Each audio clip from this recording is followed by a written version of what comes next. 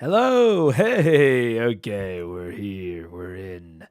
I don't know if that was a bit of a jump scare for anyone, but my mic was muted. I was live for like a whole 5 seconds before I could talk. It was madness. Uh, what's going on? What's up? Hello, hello, hello, hello. What's up? Critical Role. Let's do it. I have very little, I think, intro. Other than, I think we decided, I mean, unless Paige is already regretting it, but I hope not. We have decided, I believe, or at least there's a good chance, I would say, that on either Thursday or Friday, probably Thursday night, which I know overlaps with Critical Role. Although I don't know what they're doing right now in between campaigns. But I know normally Thursday would interrupt Critical Role, but I think me and Paige are going to start a new game. I believe we're going to... Oh, I'm already playing it. We're going to start, if I can show it here, Split Fiction, which should be kind of fun, I think. Yeah, it releases on March 6th. It says approximately 3 days. We'll see what that means when it gets actually closer. Like, if it unlocks at like 8 p.m. our time, we're probably just going to do it on Friday. But we'll see. We'll see. What's up, Michael? Life of Moss, Tap Rock, need a distraction from kidney stones? I am very happy to provide said distraction because that sucks. I do not envy you. I thought I was having kidney stones. It turns out that I was not. I had oh God, what did I have? I think I had like a cyst or something in my bladder or something. But I've felt similar pain, and that's not fun. And especially, God, my least favorite part of that was I don't know if you've had to get this, but the ultrasound of like the bladder where they make you drink a fuckload of water to where it feels like you are just actively ready to pee your pants at all times. And they're like, nope, you just got to hold it right there. That's perfect. That's how you're supposed to feel. It's like, that one. I've been in the hospital and I've undergone many procedures and surgeries. The fucking drink ass loads of water. It was one of the most uncomfortable. I can say that. I can say that very confidently. Next to that, I've had lots of MRIs. MRIs are a walk in the park compared to that. But any hoosers.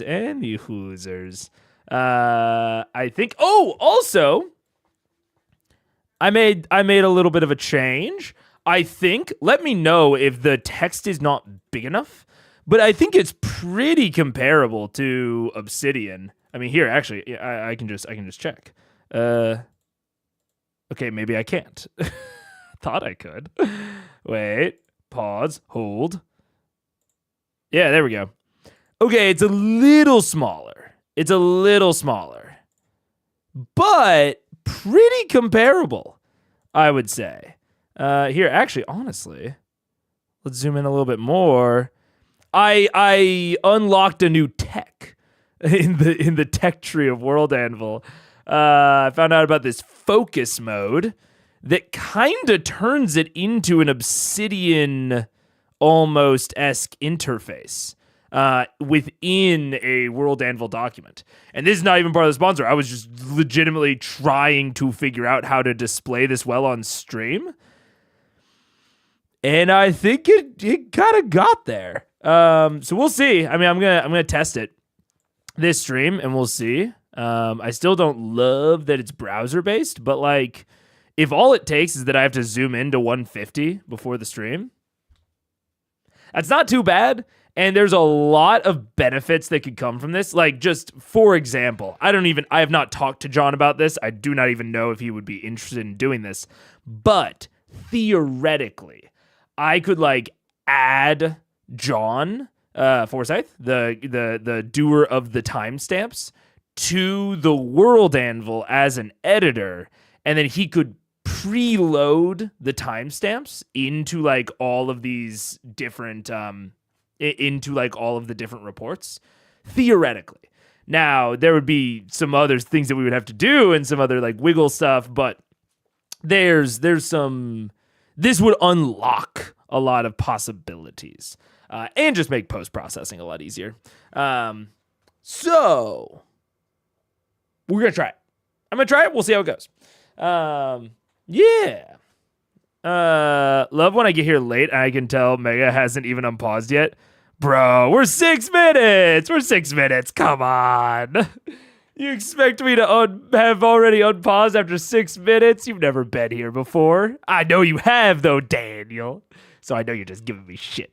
Thankfully, they just did a CT. Nice. But that's basically the treatment plan. The ER gave me is just chug as much water as possible. Blah, blah, blah. It just puts me back there. What's up, John? What's up, John? But good. I'm glad you've got a little bit of distraction and that it's going well. Mega early on pausing when it's only been 30 minutes. Yeah. I mean, honestly, I don't have that much else to say. It might be a crazy one today. Because it's like, the things I wanted to talk about were Split Fiction and the new little World Anvil interface. Beyond that, I mean, it feels wrong. I'll be the first to say it. It feels strange to consider unpausing this soon, but like, what is that? Wait, what the fuck is... This is not like the bit I did the other day where I was like, oh, what's that? And it was, the World Anvil sponsorship. I do not know what that like is.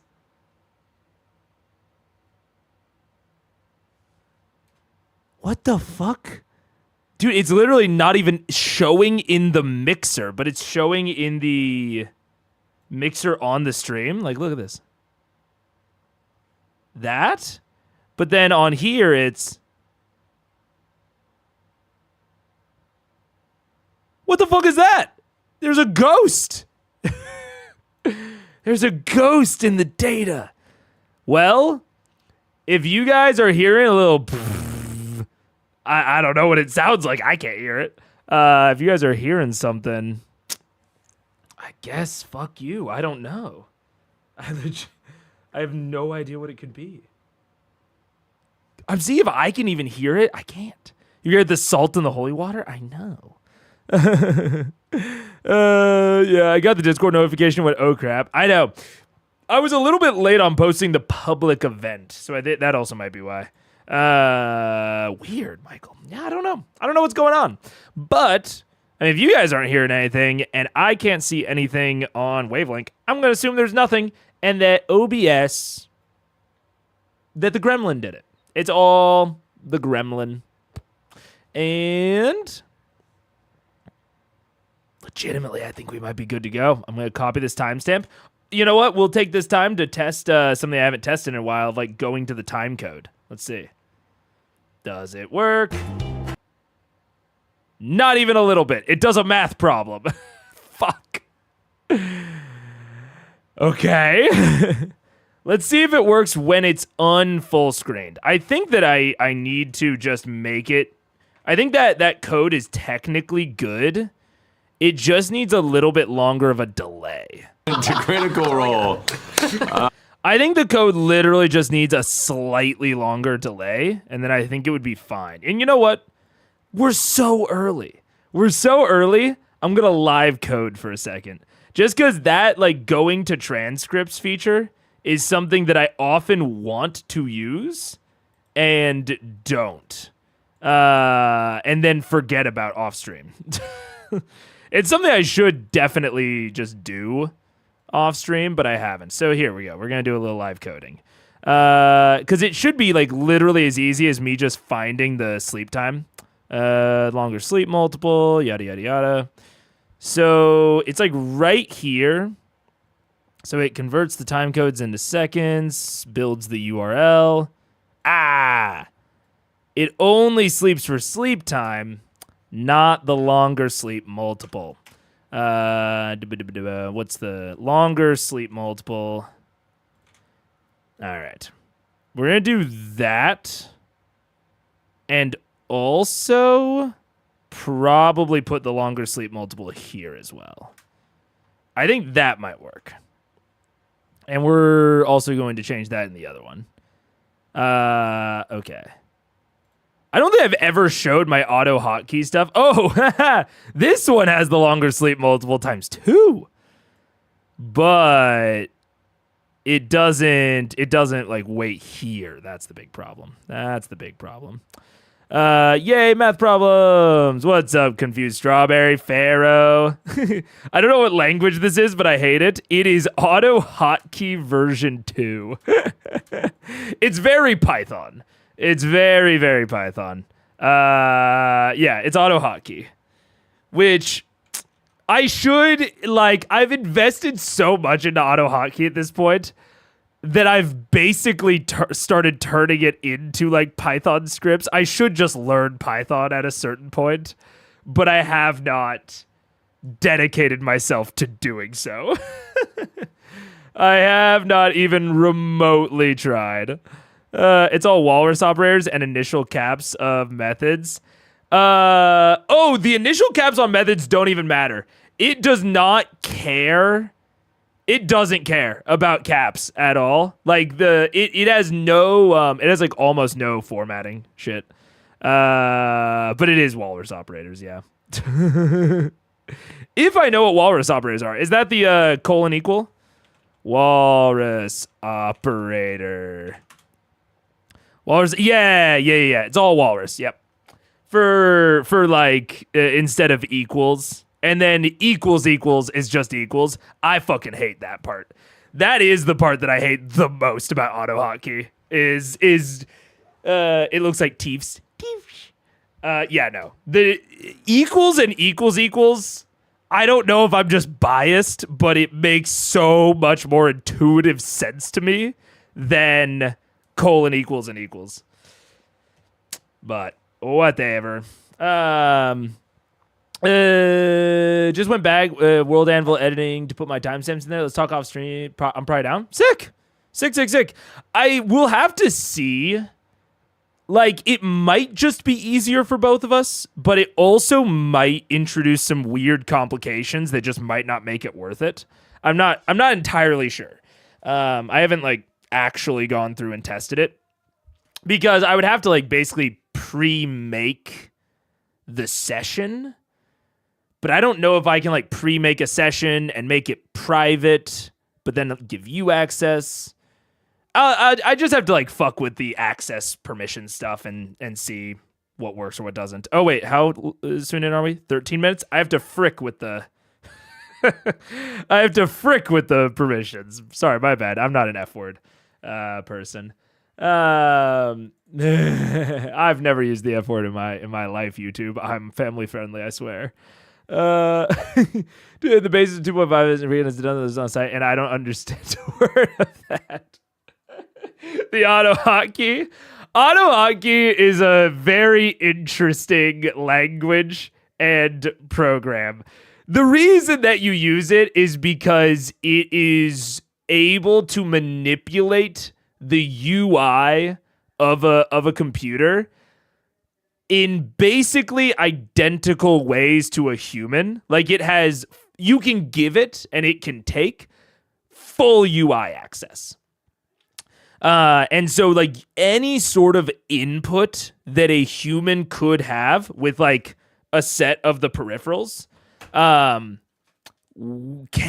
be fully replicated by auto hotkey. So that's the entire reason to use it. Now, I believe that Python can also do that, but it's a little bit weirder. You have to use some libraries. Auto hotkey just has it. So that's why I use it for the stream stuff. But it's not always the best. The Yule sign goes in any language. Yeah. You won't get demonetized for saying F, will you? Would you really get demonetized for the F word? Not demonetized, but it can it can mess with stuff. It can limit your ads if it's in the first. I think it's if it's in the first 30. It might be the first 5. But it's basically like when I'm doing my ads, it will never fully demonetize me, but it might get me like limited ads. So like it might preclude me from like healthcare stuff or children stuff. Like it'll basically preclude me from certain ad categories. Yeah. Which is why you'll notice a lot of streamers and YouTubers that do cuss. Well, I've started saying frick a lot. It's like a big new thing that like people are saying frick, which I find incredibly cringe, but also, I mean, get that money. Yeah. I love where everyone knows, but after I write a single line of code, I start sweating. Hell yeah. Frick is cringe. I know, dude. I don't think he says the word. It also depends on how much you're saying the word. If I just drop like a solo fuck, it probably won't matter. But I also curse like a sailor, so it's probably not going to be singular. Yeah, how family friendly are they? Seem to only scan the first part. Yeah, yep. Yeah, because it all just has to do with how family friendly you are and just like what ad categories you are like allowed to go into. They'll never like fully demonetize me. It'll just be, I'll basically lose access to the most lucrative ad categories, which even if they serve the same amount of ads, if I'm precluded from like healthcare or financial stuff, then every ad just earns less. So like if I have like a mobile game ad as opposed to, I'm trying to think of like of a financial ad, like an ad for like Truebill or some shit. Like a Truebill ad pays so much more in just like any sort of financial category than like a gaming ad. Yeah. Just go BSG and use frack. Well, what's fucking Rocket Raccoon? I don't remember what Rocket says in Marvel Rivals. He has like a weird insert. I don't remember what it is though. I've had timestamps done up to C2 EP 30. Holy shit. That's crazy. I didn't know that. Whoa, cool. I feel like you know how to wait my timestamp DMs on Discord. Yeah. I think that there would definitely be some benefit. So I'm gonna look into it and see what we can make happen. But yeah.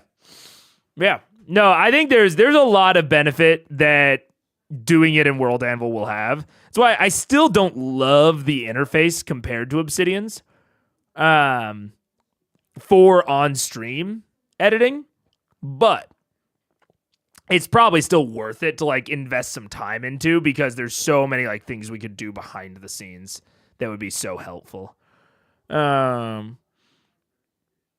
Freak out. Oh yeah.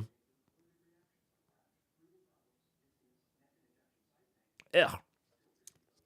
Dude, I just like found something in my teeth. And I was like, what the hell is that? I haven't even eaten today. And it was a popcorn kernel from yesterday. Blech. Or not popcorn, but like whatever. No, it was popcorn, but not a kernel. I don't know what you call it. The little like shell thing that like sticks to your teeth. Anyways. All right, let's do it. Having a shared file system on. Oh yeah, I would not look ahead at the timestamps. It would just be like, I agree with you, Daniel. There are so many easier ways that I could like pre-watch and such if I really wanted to. So yeah, I wouldn't be worried about it at all. It would mostly be most of the thing to look at would be, can I pre-create the sessions so that John has access, but they're not publicly available? and then could I turn them publicly available later? That's the thing that I'm really not sure about. Because I've never done anything complicated with World Anvil's like permissioning, because I've only ever had it to where it's like, oh, I just want to give my players access, so I'm going to make the entire world public, but no one else knows about it. So, like, it's, I never had to worry about making things, like, locking things down private. It was either my players have access, in which case I just make it accessible to literally anyone, or no one has access, just me. I don't know how to do an a middling area on World Anvil. I know it's possible. I just don't know how weird it is with permissioning. Yeah. You should be able to change permissions like that on demand. I've done that. All right, sick. Yeah. We'll see. I just need to like put some time into it, which I have not done yet. I've been putting so much more time into off-stream recording stuff, but I still have the occasional thing here and there. But really, it's very strange because you guys haven't seen a lot of the work, because right around the same time that I was like, I'm putting more effort into pre-recorded stuff, at the beginning of the year, putting, a little bit less effort into the stream side of things. I'm going to try to keep things, stable, but I'm not like actively super improving it anymore. Basically, in response to that, Mike was like, hey, I know that you're trying to do more pre-recorded stuff. Do you want to come to all these collabs for pre-recorded stuff that are all coming out in like, early April, May? So I've been working a lot on those collab side of things, which are going to be so sick when they come out. Oh my God. The Dragon Week one, I've locked down. I've locked down like 6 people, I think. 6 to 7. And there's going to be some cool ones. There's some people that you guys recommended. I won't say who. There are some people that you guys didn't recommend, but are popular people with their own systems. So like, we're going to be representing some unique systems in the video that you guys, I almost guarantee, haven't heard of, which is really cool. And there are some like big hitters in there. Like people, this collab will be the biggest people I have ever worked with. So it's going to be so cool. I'm so psyched. Now I just have to fucking execute on it, because in classic me fashion, went for a fairly ambitious idea. It won't even seem that ambitious, because it's more just ambitious from an organization standpoint. It's not even anything that crazy. It's just like, wrangling like 7 influencers and getting them all to like, do tasks is that's its own challenge. But I'm so excited. I'm having a lot of fun with it. But it's weird at the moment because you guys aren't seeing any of that. But then it's like, April, May is going to be sick. Yeah. When we thought we were going to get an early unpause. Dude, me and Paige were talking about it, and it's so much easier and more enjoyable to stream when there are people in chat. Like, just like talking back and forth with chat is so much fun. Like, that's the part about streaming that I don't think I will ever capture with pre-recorded stuff. Interacting with the comments is not fun. Sometimes it can be satisfying, like a little. And like seeing comments is sometimes like good, but interacting with the comments is just so wildly different from interacting with chat. So much worse. Of course, your patron is omniscient. I know, right? I know. So excited for more Mike Mega collabs, dude. We want to. I think the next time it's gonna happen is in April. Because March is so busy. Mostly because we're both doing pretty ambitious stuff for Dragon Week. I'm not going to leak anything about Mike's because I don't know what he's said. But he's also doing something relatively ambitious. Or at least it seems ambitious from the outside. I don't know actually how ambitious it is from the inside, but we're so busy in March. So I think, but we did plan one. We planned another talk. I won't say when it is, but I think it's gonna be sometime in April. I still love that Mega, who knows nothing about dragons, is doing Dragon Week. Oh boy. That may or may not be part of it. Oh boy. If you're a DM, imagine trying to schedule your D&D table, but 10 times worse. Oh my god, yeah. And there's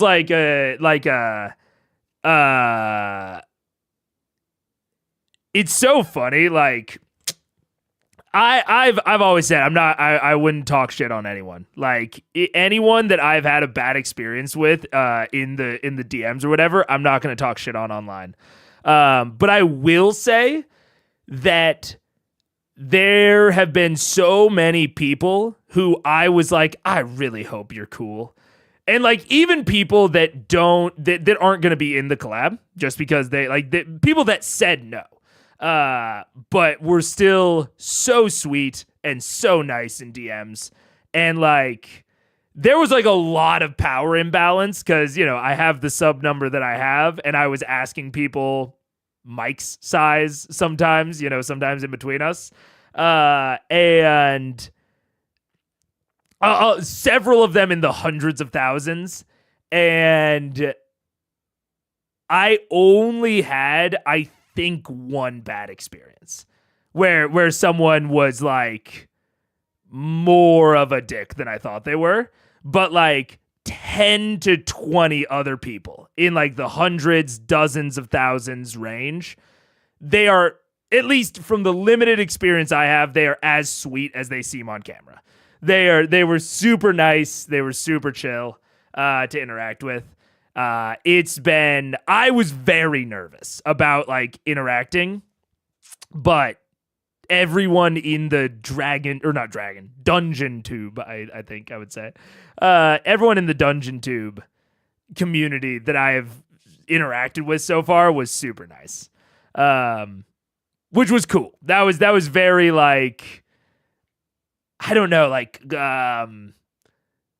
cosmically affirming to me. I was happy to be in that space in those moments. What is Dragon Week? When is Dragon Week?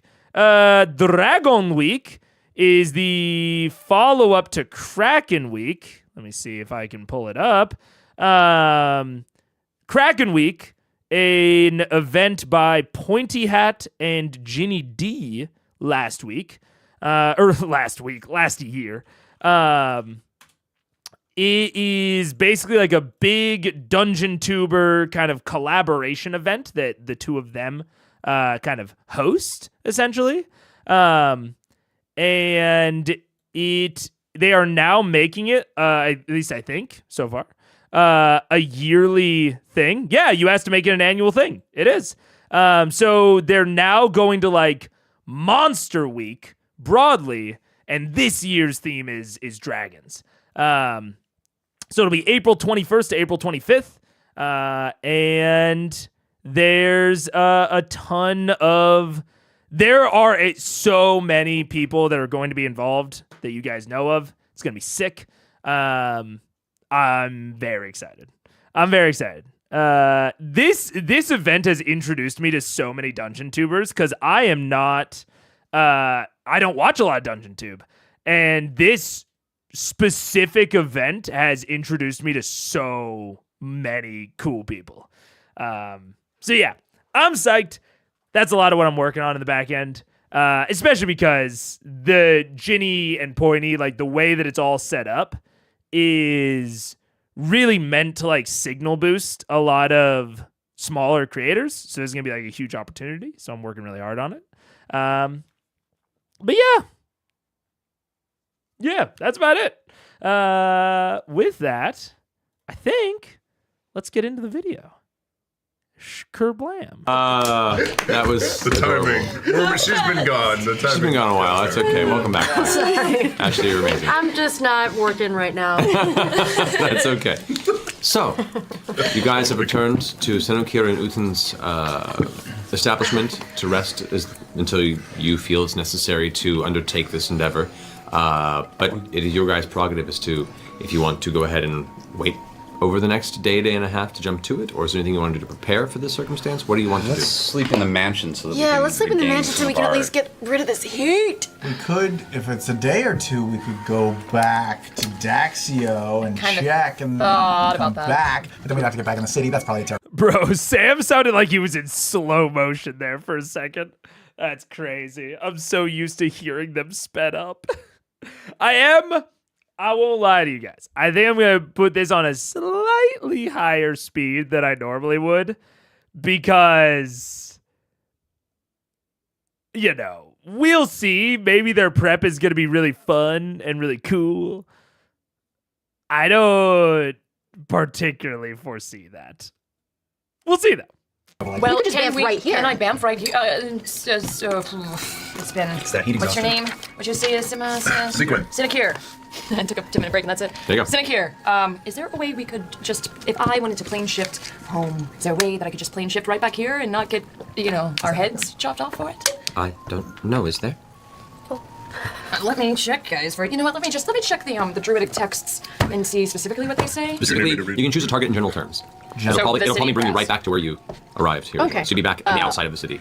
At the respawn point. Well, I can't say Sinakir's jewelry shop in the city of Brass. You can specify a target destination in general terms, such as the city of Res, or Dissipator on the second level of the Nine Hells. And you appear in or near that destination. No guarantee that we'd be. No back guarantee. in Crapshoot. So we should stay. Up And to you. we should sleep. It's crapshoot. It's possible. As long as, we know that Alora will send us a message if something's going wrong. I think that Marisha's clarification there. I mean, I think she would need to get the name of the jewelry shop. And as long as it. Yeah. If Senokir's jewelry shop has a fully unique name, now, if it's like a franchise, if this is like a TGI Fridays situation, TGI Senokir's, if that's the sort of situation, then I would just say that if it's like plane shift me to TGI Senokir's in the city of Brass on the Plan of Fire. If there are multiple things that fit that quality, I would say it's a gamble between which one of those she would come to. But I wonder, plane shift, Mike is lower than CR? Uh-oh. It's possible. I turned down my mic earlier because it seemed like it was blowing out the gain. I need to read the wording on plane shift actually, because this feels. You can specify a target destination in general terms. In general terms, I would say that it does depend on how you interpret what in general terms means. My understanding of that would be you can't say I want to appear 5 feet to the left of the main dining room table in blah, blah, blah.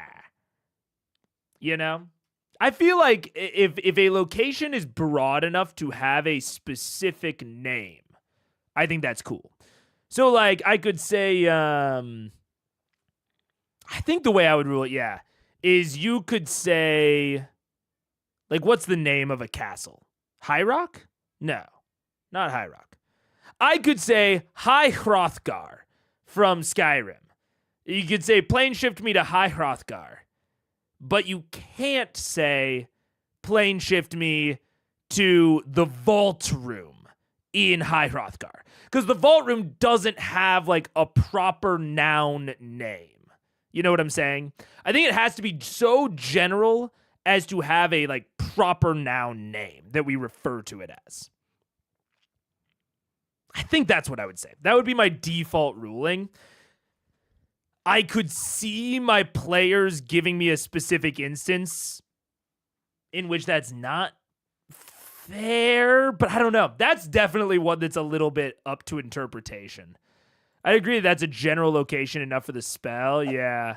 Purposely written to allow the GM to let it work perfectly for time or have it be kind of far away for plot reasons. Yeah, and I mean, there's also like the aspect to it of you appear in or near.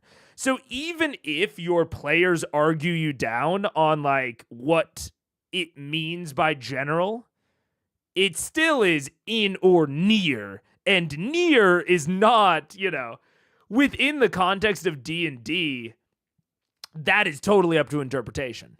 You know, near in something like Daggerheart, I would say is actually closer to well-defined, because near is pretty similar to like some of their ranges, which have like actual like feat ranges associated with them. Like that kind of vague wording has harder ranges to it. But in D&D, if it doesn't say within 500 feet, a la something like Dimension Door, then it's totally up to DM interpretation. What near means is very contextual. So, yeah, there's two separate layers of ambiguity, which I think number one is I think that's fine, or not even fine. I think that's good. And I do think that it kind of leans into this sense of things at the higher level that like a lot of these higher level spells, especially transport spells, are sort of meant to be used to like solve big problems, not solve like logistical problems. You know what I'm saying? Like you're supposed to use plane shift, or I think plane shift is designed to be used to like go and get the MacGuffin that is in the astral sea. Or, that just gave me a cool idea. Sorry. I just thought about the fact that like the villain of a story could keep the MacGuffin in a bag of holding, and then if the players are getting too close, they have like orders from like their, you know, on their lieutenants or even the, you know, themselves, that the moment the players get too close, or maybe they even put the bag of holding like on top of a glyph of warding that is like, if anything comes on top of the glyph of warding, blow up anything, anyone. And then it blows up, the bag of holding ruptures and sends the MacGuffin to the astral sea. So that way it doesn't destroy the MacGuffin, because the villain wouldn't want the MacGuffin to be destroyed for reasons. I don't know. But it delays the party, and the villain can hopefully go and recover it. Using the astral sea sending things property of the bags of holding defensively, that's an idea. Because there's the classic astral sea bomb where you like send a bag of holding into a portable hole. I think that's one of those cheesy things that I think is cool, but is rarely as feasible as a Reddit post would have you believe. But that, just rupturing the bag to send away the item, I think that's not only feasible, but that could be a fun plot development. Because then it kind of puts them on neutral terms of they're both like racing for the bag. Yeah. Can you write the glyph onto the bag itself? Ooh, yeah. That's a good idea. Write the glyph onto the bag, throw it in the vault, and be like, if anyone other than villain touches this, blow up. And then there's like, if they find out about that beforehand, maybe there's some way they can disable a glyph of warding. If they do like an anti-magic zone around it, that could work. I don't know how that interacts with bag of holding. But there's maybe some clever things your players can do. And in the failure state, where they fail to disable the glyph of warding, it just progresses the story into, okay, now we have to go and find it on the astral sea. Which, wrapping all of that back to plane shift, I think that's the sort of thing that these high-level spells, especially these like high-level transposition or transportation type spells, are going to be really, really useful for and are really, really meant for. And that's why they have these ambiguous, GM-oriented terms built into them. Is because you kind of want the GM to be able to be like, no, you can't really use it for like logistical purposes.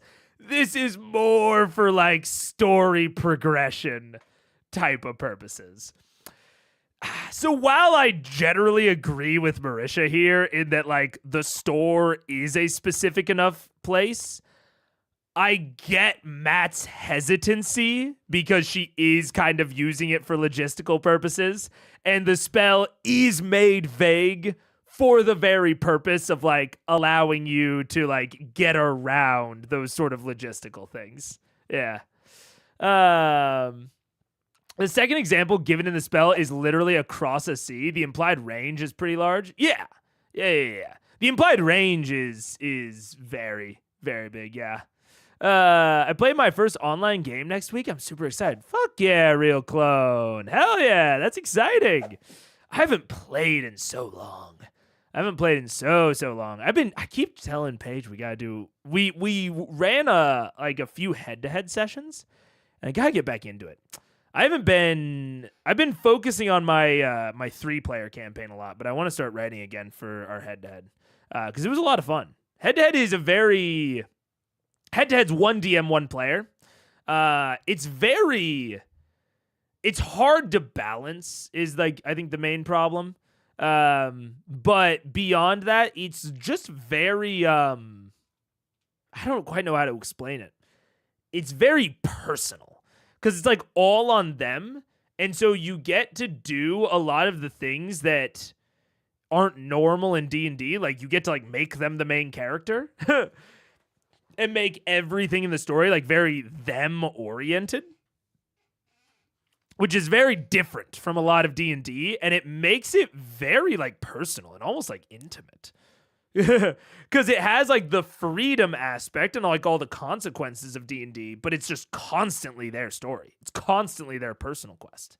It's very, very interesting. It's very like I want to do it more, if only just to like experience more of it and like see more of it out. Teleportation is the top shelf S class superpower, and I will die on that hill. Better than flight, than telekinesis, better than laser eyes. I think the only thing that beats teleportation is either time manipulation or super speed. Because depending on how fast you go, right? Super speed is like, can just like kind of be teleportation in a lot of cases. But it's, I think that teleportation's up there in the S class. Yeah. It's like teleportation, super speed, time.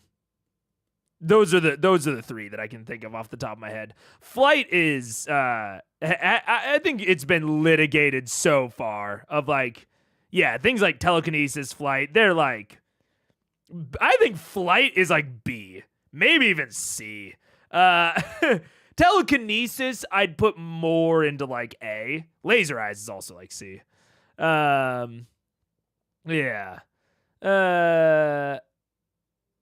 Stephen Gobert did a one-on-one with Matt for Red Nose Day. It's 40-minute video, and one I used to tell people how to play D&D. Ooh, interesting. Interesting. Kind of turns D&D on its head in a way I've never heard of. Head-to-head sounds awesome. It's very interesting. And it's super easy to schedule, but it's way harder to prep for because it turns it so on its head. Like, prepping a combat for head-to-head is so difficult. Because all of the enemies are always trying to attack the only party member. And so you either have to have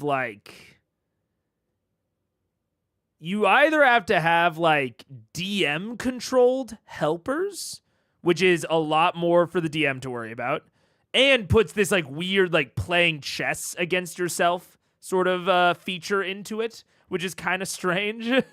If the DM is consistently controlling, I should say, both enemies and allies, it puts a strange dynamic onto things. Or you have the player control helpers, which is more kind of work on the player end than, because it can't even be just like a pet class.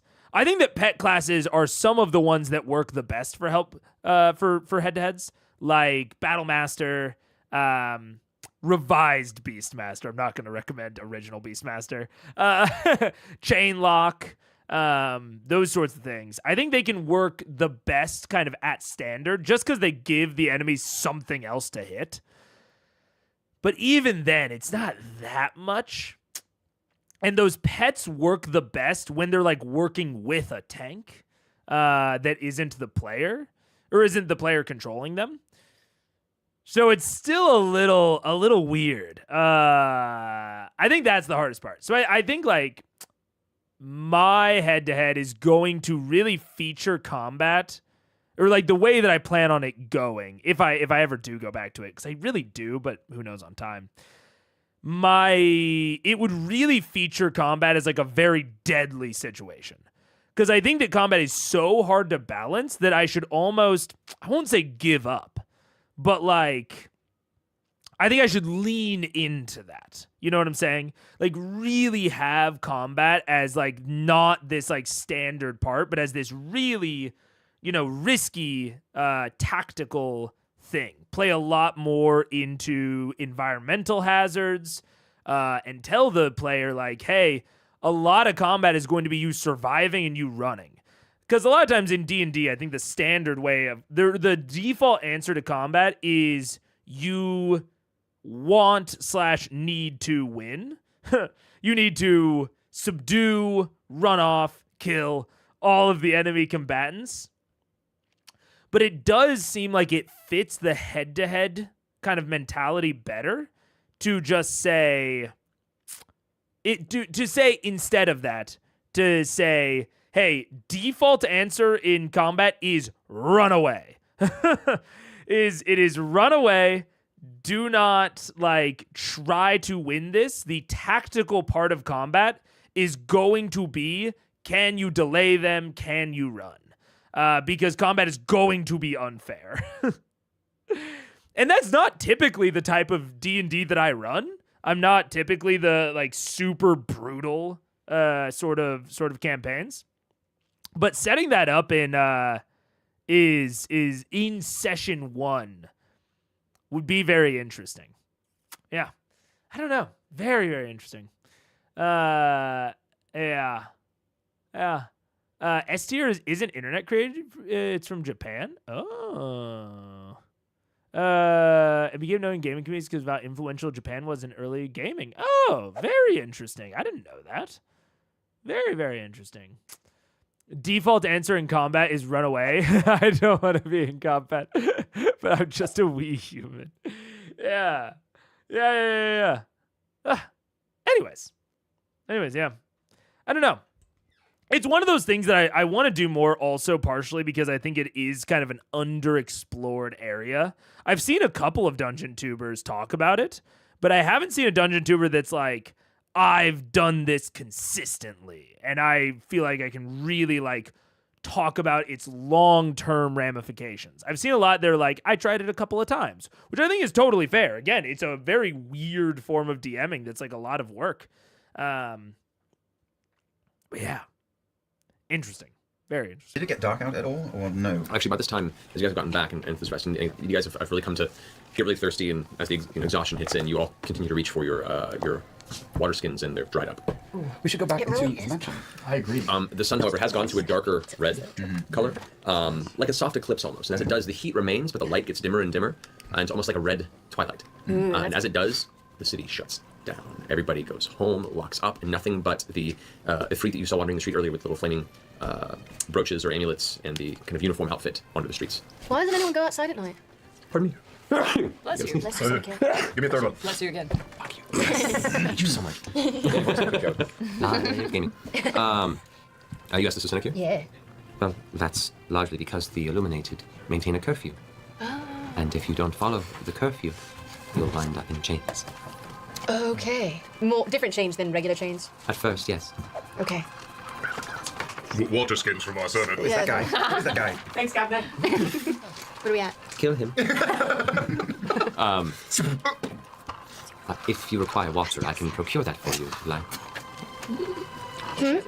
If you want, if you you can. require water, I can procure that for you. Can we get water from the? Well, we have water in this fucking jug. Yeah. We have. Yeah, you got it. We got so much water. I can also create water. Yeah, but he's got a jug full Pike of and it. I can create water. Me and Pike both create can. water. I create water. Yeah. It's not like I'm saying like That's not. They're not speaking a metaphor. It's not. You know, you can create water. That's, All right. So, what do you guys wish to do? I mean, are we in a hurry? Do we want to try to make this happen tonight? Let's mansion for the night, and then I think in the morning. He's not going to. Like, we can't find him tonight, can we? I'm not talking about him. I'm talking about just doubling back to the house and trying to get through the servant's window. You really want to try to break into this fire We're in giant's a house? hurry. I mean, Well, I mean, we've the killed some longer- pretty gnarly things. I know they're big. So are we. Yeah, but she could be gnarlier than the giants that we fought. And there might be an unbelievable amount of fire giants in that building. Or traps? Or allies nearby. It's in the middle of a city. Yeah, and I'm sure the other thing will be super easy. The pit fiend? Well, he's I mean, okay. I think this is a, you know, I'm going to ignore how they got there. I've already given my opinion on what I think about how they got here. No need to relitigate that. There is something very interesting about this that we haven't seen a whole lot from Vox Machina, in that both of these quests are very firmly inside of functioning cities. We know that they've done this sort of thing before in the pre-stream, but in terms of like what we've seen, their first quest was below Craghammer. The Vasselheim quest was outside of the city and then below in the sewers afterward, or in like the oubliette. Then they had Whitestone, which was kind of more of like a tyrannical dystopia. Then Westrun, tyrannical dystopia. Marrowglade Lock was outside of the city. Draconia was destroyed. We've really rarely seen them operate in a fully functional city that is like chugging along as relative normal. And that does provide, I don't want to say friction, but it provides some different considerations to what you can even do and like what the risks are. They haven't talked about like the fact that like, he just said, I think, the other one will be so much easier. Ank'Harel. That is the I think the best example from current stream is Ank'Harel. Yeah. That was the only other one where they actually had to like consider, might there be allies around and might, these things happen. But even in Ank'Harel, they didn't actually have to consider that much direct action. It was a lot of investigation. The Rakshasa quest of Vasselheim. The Rakshasa one was the one that I was talking about, like them going into the sewers for the combat. I think the interesting thing about this in both cases is that they are risking combat in open areas. Even the Ank'Harel quest was going to be they like confirmed that the house was clear, and if they were going to do combat, which they weren't sure if they were going to do it in like a basement where they could control the entrances and exits. And there is something kind of not fundamentally different, but there's a very different consideration for like, let's fight this person on the top level of their home where they might be able to yell out the window.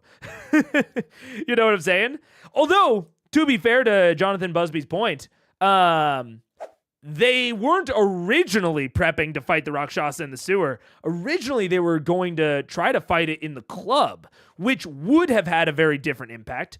But even then, the Rakshasa was a traitor. They were an impersonator.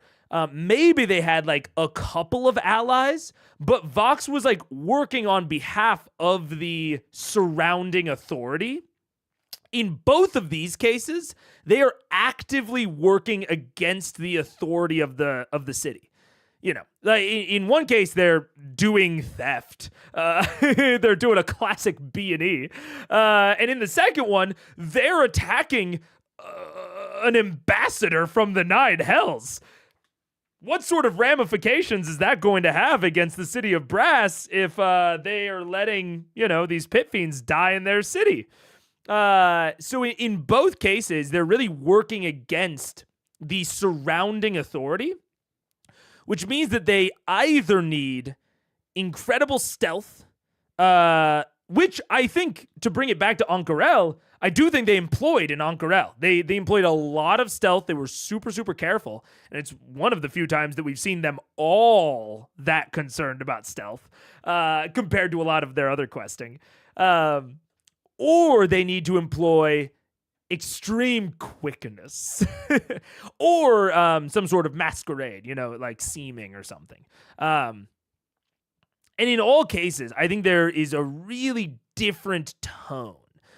Because when you can't be sort of loud and proud about it, but it's also not necessarily a stealth quest, there's a very interesting thing that opens up in just extreme quickness. Like, it's different than a heist, right? A heist, you need consistent, slow stealth and prep. But if they're going to, try to steal from the fire giant, it could be reasonable for them to just do it incredibly quickly and then bamf out. That's on the table. So it's a very interesting setup that Vox doesn't find themselves in very often. And I do think that there's a lot of value in that for Matt. There's a lot of novelty, right? Especially in terms of like a... not necessarily bottle episode, but in a sort of like this sort of isolated side quest. I think there's a lot of value in providing that very novel experience here. The only other possible out in the open quest was getting the threshold quest, but they looped through. Yeah. No, I think you're totally right, John. I think you're absolutely right. Actually, I think that is a super comparable example. And that one is really interesting to compare to this because they weren't doing something that they actually needed. They were doing something that they could loophole their way out of, right? They didn't actually care about the result. They cared about fulfillment of the contract. And so you saw the pressures of it being out in the open pressure them into the creative loopholing. I think that's great. Like, the loopholing was so cool. It's a very creative and fun solution to that quest line. And the only reason they were even pressured to find that loophole is the out in the open sort of nature of what was going on in Singorn. I think that's a great example. Yeah, super comparable. And so the question is now, are they going to try to loophole something with the fire giant? Like, are they going to potentially like make a deal with the pit fiend to try and, convince the fire giant that he was actually killed because they don't want to do this out in the open bullshit? Are they going to just heist the fire giant? Or are they going to try to turn the fire giants against each other? Like, the out in the open nature of this, I think, puts a lot of restrictions on their normal strategies that will push them towards creative solutions. And whether or not you want out in the open to be the norm, I think that's a very like tonal kind of thing for your game. But whichever way you go about it, whether out in the open is the norm or it's not, providing the alternative occasionally, especially in like these side quest type deals, I think is going to be very refreshing to your players. That variety. It's the spice of life. It's the fusaka of life. Fushaka? The spice. Playing table. I mean, whatever, I'm going to follow you. Yeah, no, I mean, You want to do a smash and grab? Are we gonna fight Just the run in, grab the armor, B&E? plane shift out. Can they chase us down if we do classic that? B&E? Plane shift takes a Damn it. Mega Isberish. It's a classic B&E, dude. Yeah, exactly. This is precisely. Also, thank you for the resub, Farrowin. I appreciate it. Tier 3. Resubscribed for 13 months. Thank you so much. Lurkity lurk. I love it. Oh, man. Well, thank you, yeah. Oh, and right into ads. Yeah, I'll just keep talking about this. Because, yeah, I really do. Like, I think that you are immediately, you're seeing them talk about some of the things that I talked about. And not even that, like, I have seen into the future. I know exactly what they're going to do. It is just it pushes them into these more unique ways of thinking, I think. Up my subscription while I can afford it. Might go back down to T2 if necessary. I appreciate it. I really appreciate it, Farrowin. And to be clear to everyone, only do what you can afford. I appreciate it. I like doing this and I like providing this entertainment, but thank you. I appreciate it. Yeah. The only out-and-out combat in the city was versus Grog's herd, where they were only saved from the herd continuing to fight was Grog getting the finishing blow and persuasion checks. Yeah.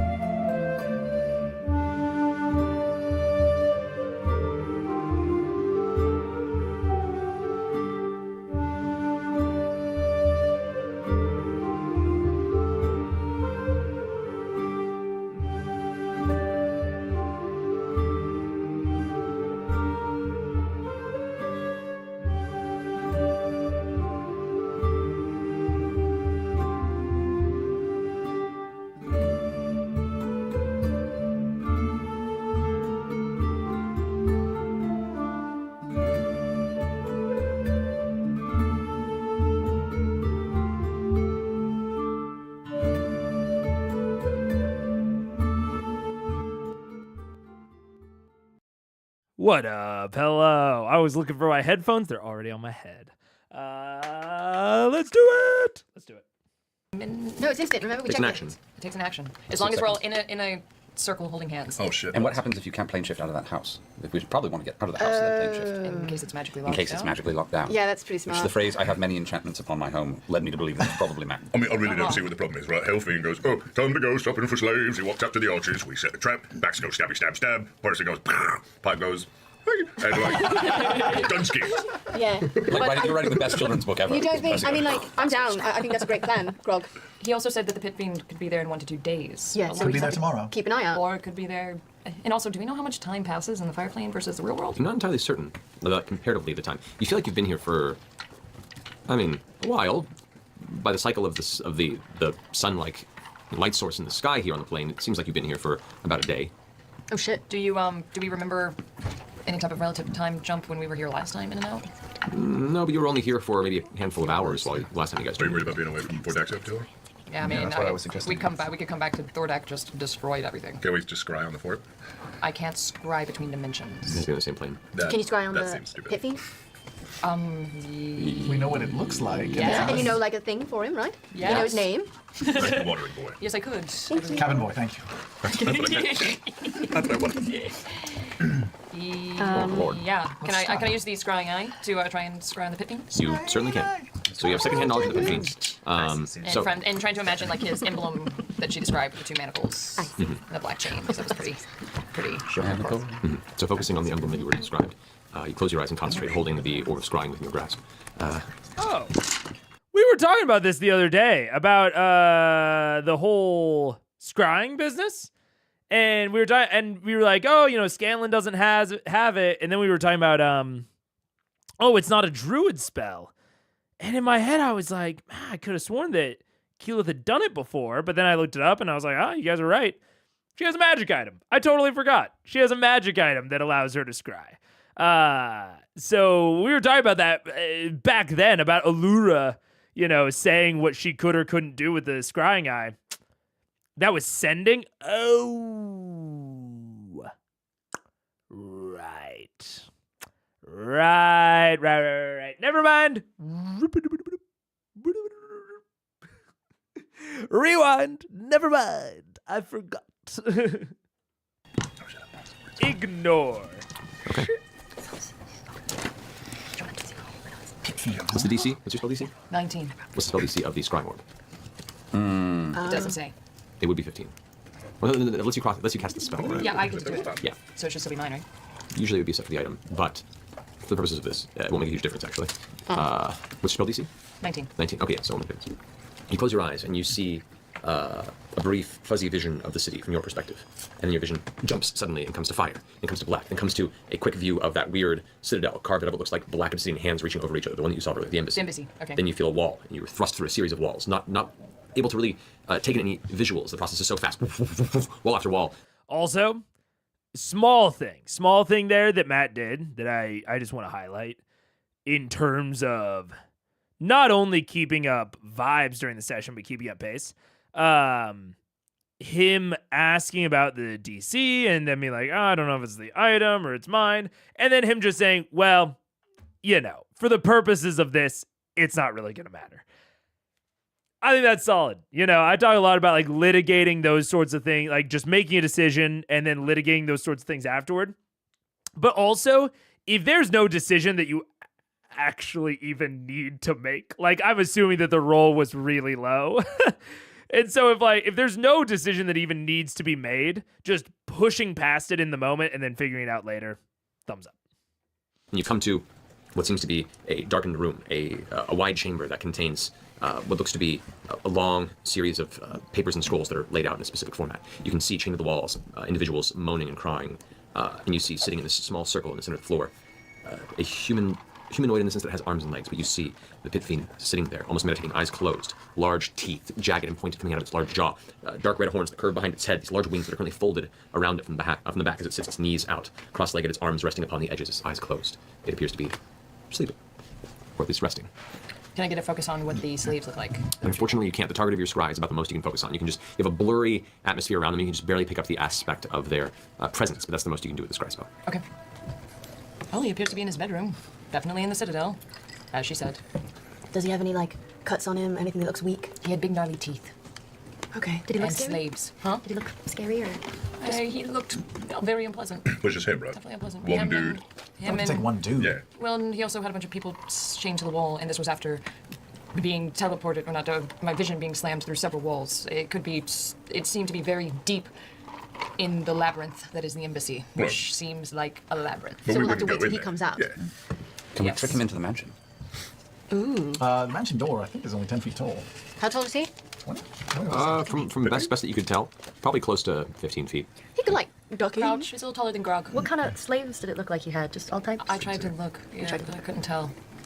He looked like a nice variety. We get him in the mansion. Like if we said, like, hey, I heard there's really good slaves up in this mansion.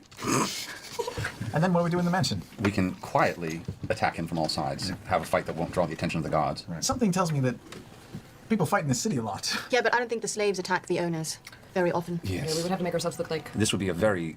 there's nothing that we could damage in there that would remain damaged. unless we try to use ourselves as slave bait again, put our few of us on the auction. I wonder if you could. You seem to be able to talk Yank into doing whatever you wanted. Do you think you could do that with this guy? I could certainly make an appearance of Yank.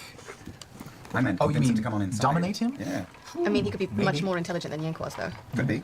I mean, He he's was an embassy member. I can try. He wears jewelry. He has a logo. He meditates. He meditates. Yeah. Bikram yoga. So, Is that the hot one? That is the hot one. what do you think about? Bikram yoga. Should we go recon on the You're archers, forward. like slave shopping mall, whatever it is? In the morning, not now. Yeah. But I think if you offer him... Yeah. Set up the door outside the market or whatever. So he's going to the Archers to slave shop? Yes.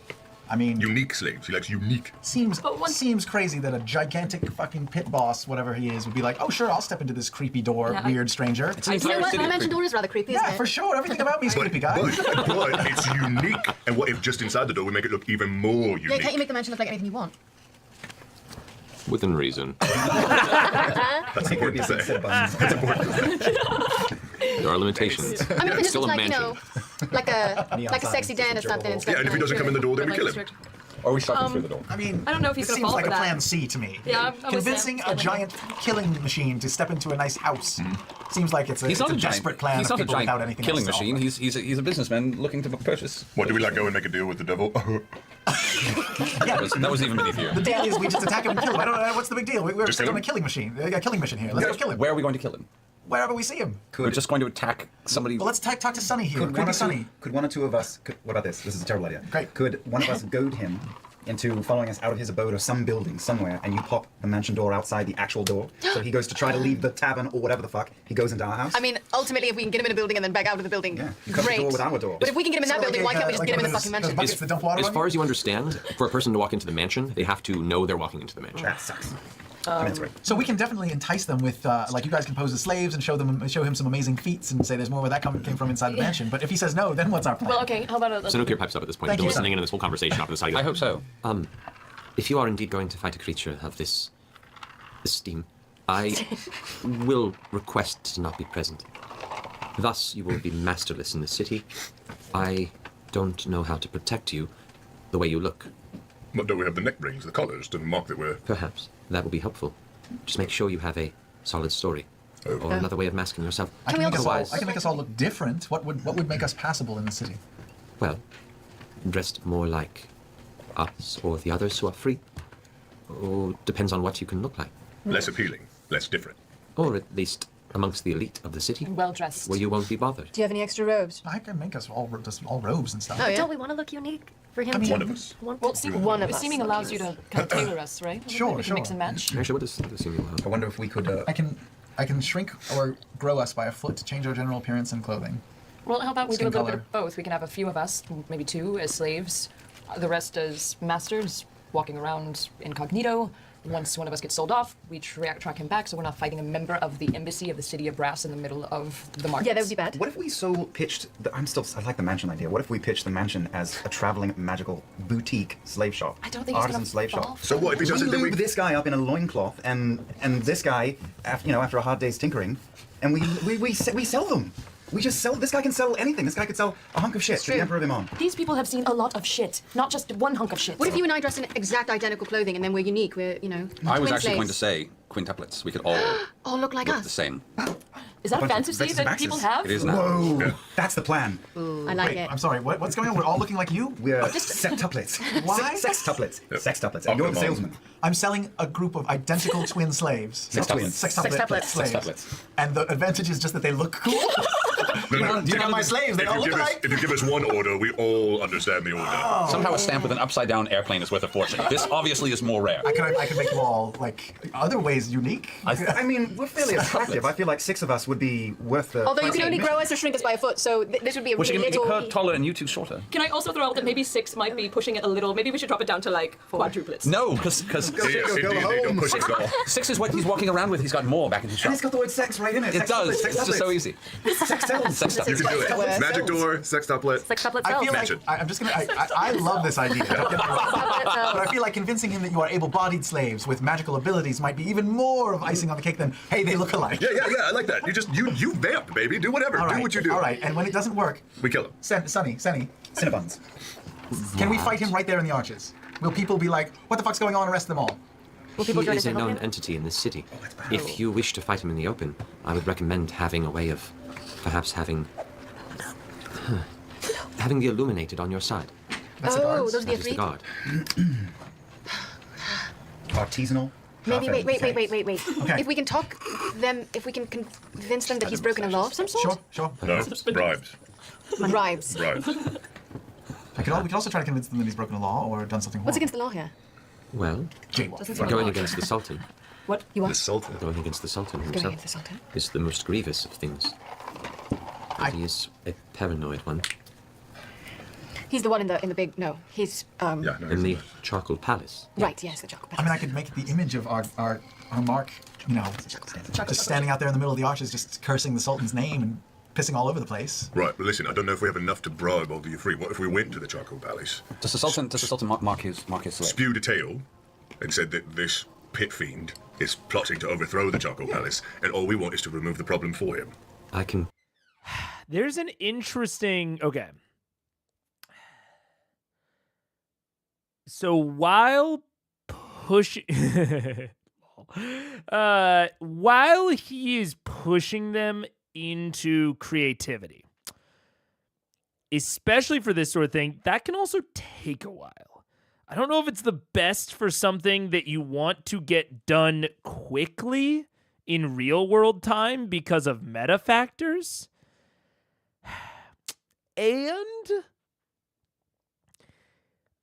I honestly can't tell if, and this is something that I'll try to kind of genericize, because I can't tell if Matt actually wants or actually considers the Pit Fiend thing to be viable. What's up? What was it? Hell yeah. Let's go. Page just beat. Slay the Spire. A Slay the Spire run. Anyways, but I don't know if Matt considers the Pit Fiend to be a viable option, or if it is a bait option. And I'll kind of consider both cases. If he actually considers them fighting the Pit Fiend to be viable, I think he should provide more direct assistance in this planning side of things. And I can I can see that, Sarah. And that's and planning in D&D is always going to be kind of difficult. Planning in general is kind of boring a lot of the time. But especially, more pertinently to this situation, it's really slow, and I don't know that I would encourage it too much while we have the meta constraint of Ashley here. So if he is considering the Pit Fiend to be viable, I would provide more direction for them on how to actually accomplish this. Purely for speed reasons. than anything else. You know, I'm more than happy to let the players fuck around in a sandbox, especially, and I think one of the reasons that this is even tougher, and maybe where some of this is coming from, is that placing them in this extra dimensional area, especially a like purely evil area, means that a lot more options are on the table. You know, pinning people, blackmailing people, framing people, like a lot of things that might not be great in the material plane. Those are more on the table here. But that's just providing the party even more options to sift through during planning. Which, again, not a bad thing, but a slow thing. I think a slow thing. So then we come to, okay, so that's what I would say. If the Pit Fiend is a viable track, then I would want more direction just to get them through quicker, purely for the meta constraints. Otherwise, it's fine. If you want to go slow and you want to plan in this big sandbox, go for it. But it's going to be really, really slow.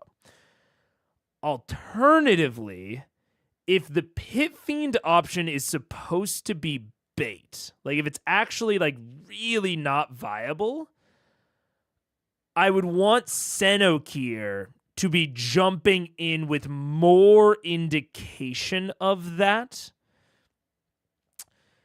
And or for him to jump in with maybe the occasional comment about like, actually, the fire giant isn't that well connected. Or actually, she's very arrogant in her own skills. Or big ego. Whatever. Like, some things to maybe direct them back towards the B&E option. Because you have these two NPCs there. So you have a lot of options with how to direct the conversation, especially given that they are locals, they understand the dynamics, the political dynamics here. And I am almost positive that Senokir, if asked, would have an opinion, however well-formed or ill-informed, about who they are more likely to take down, the Pit Fiend or the Fire Giant. My own meta knowledge, it's the Fire Giant, but I think the problem may be here. This is me speculating, but I think that Matt might be relying on meta knowledge of Pit Fiends to discourage this, and the timeline. It's like the timeline and meta knowledge of how big and bad Pit Fiends are. I think, I don't know, it's hard. I don't even feel like confident in that speculation, but I think there's a decent chance that he's relying on those to dissuade them. You know what I'm saying? They're not going to rob the stolen, but turn him against the Pit Fiend, so they're not arrested for killing him. Yeah. Yeah. But then that just adds like a new layer to the planning of, okay, well, how are they going to convince the Sultan? And that takes more time, and yeah. I feel like if the Pit Fiend wasn't viable, Matt would have indicated that the Fire Giant's home was more robbable. Instead, it was heavily guarded. I guess we have maybe a slight difference in heavily guarded at this point. Because, like, I mean, a trap on the window and 2 guards.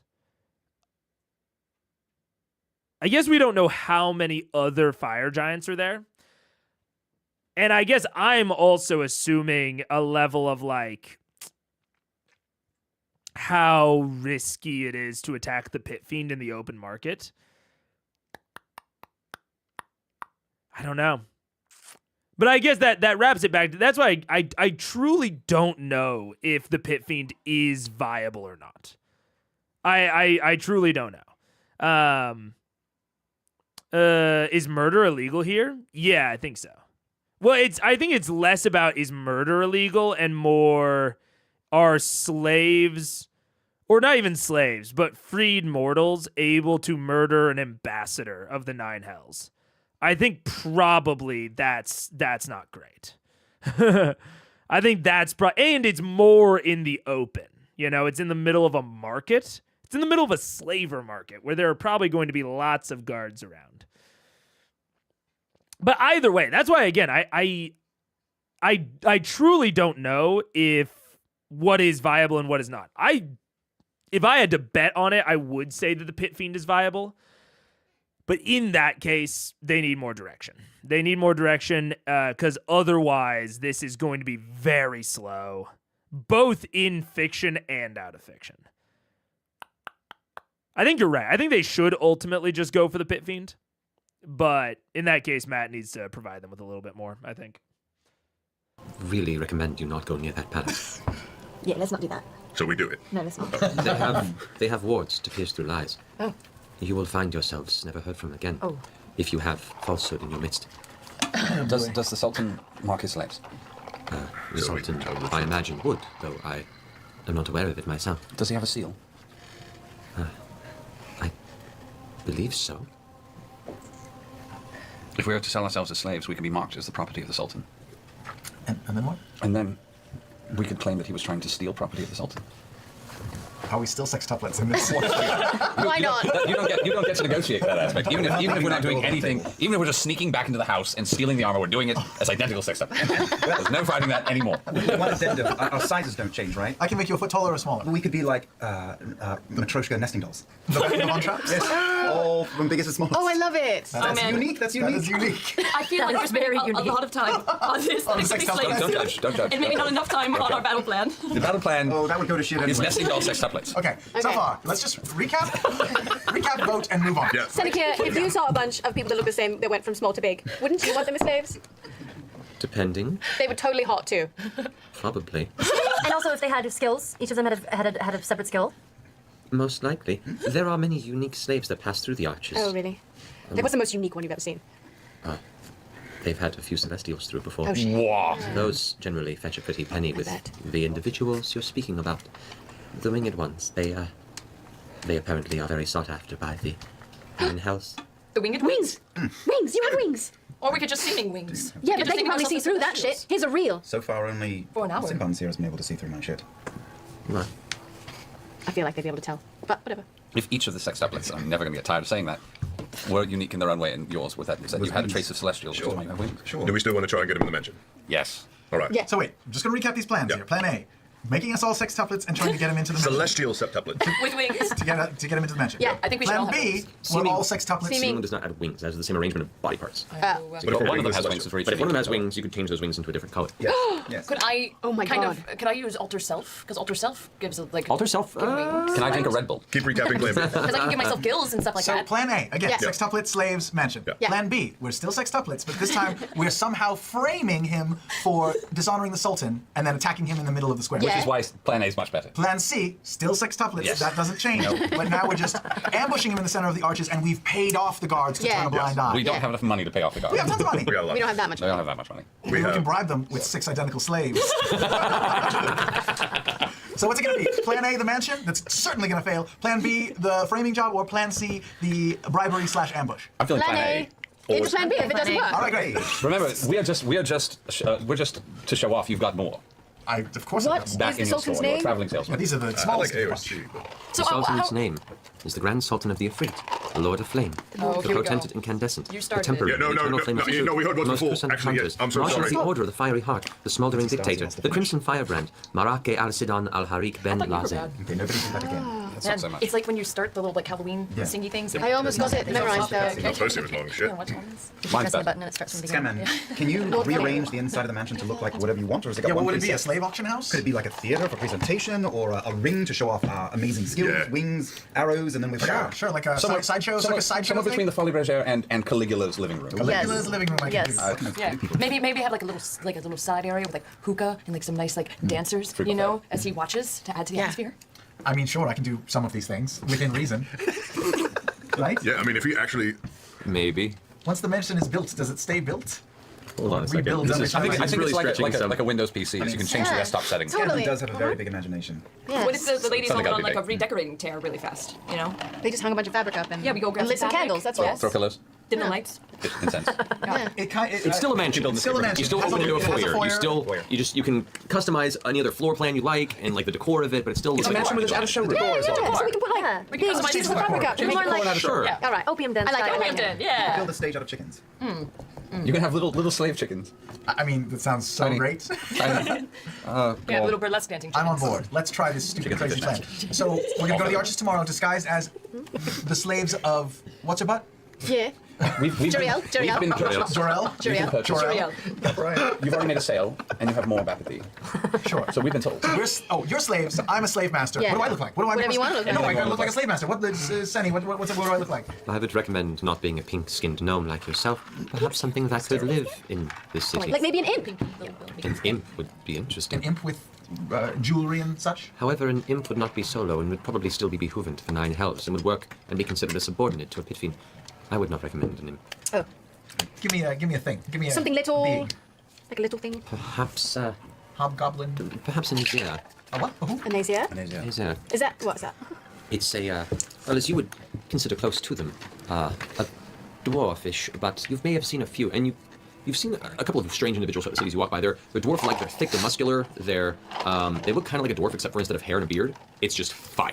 Just a wreath of flame across like dark gray, almost obsidian skin. Baby Ghost Rider. Yeah. That's awesome. Baby Ghost Rider. Be one of those. Totally be one of those. To give you a specific visual, just so you can kind of get a feel for what I'm talking about here, when I say, that's... Baby Ghost Rider. So Baby That Ghost is Rider. cool. That's awesome. That was Great. painful. I'm in. Yeah. Flames. Heaving breath. Let's go. All right. So I'll make the mansion for the night.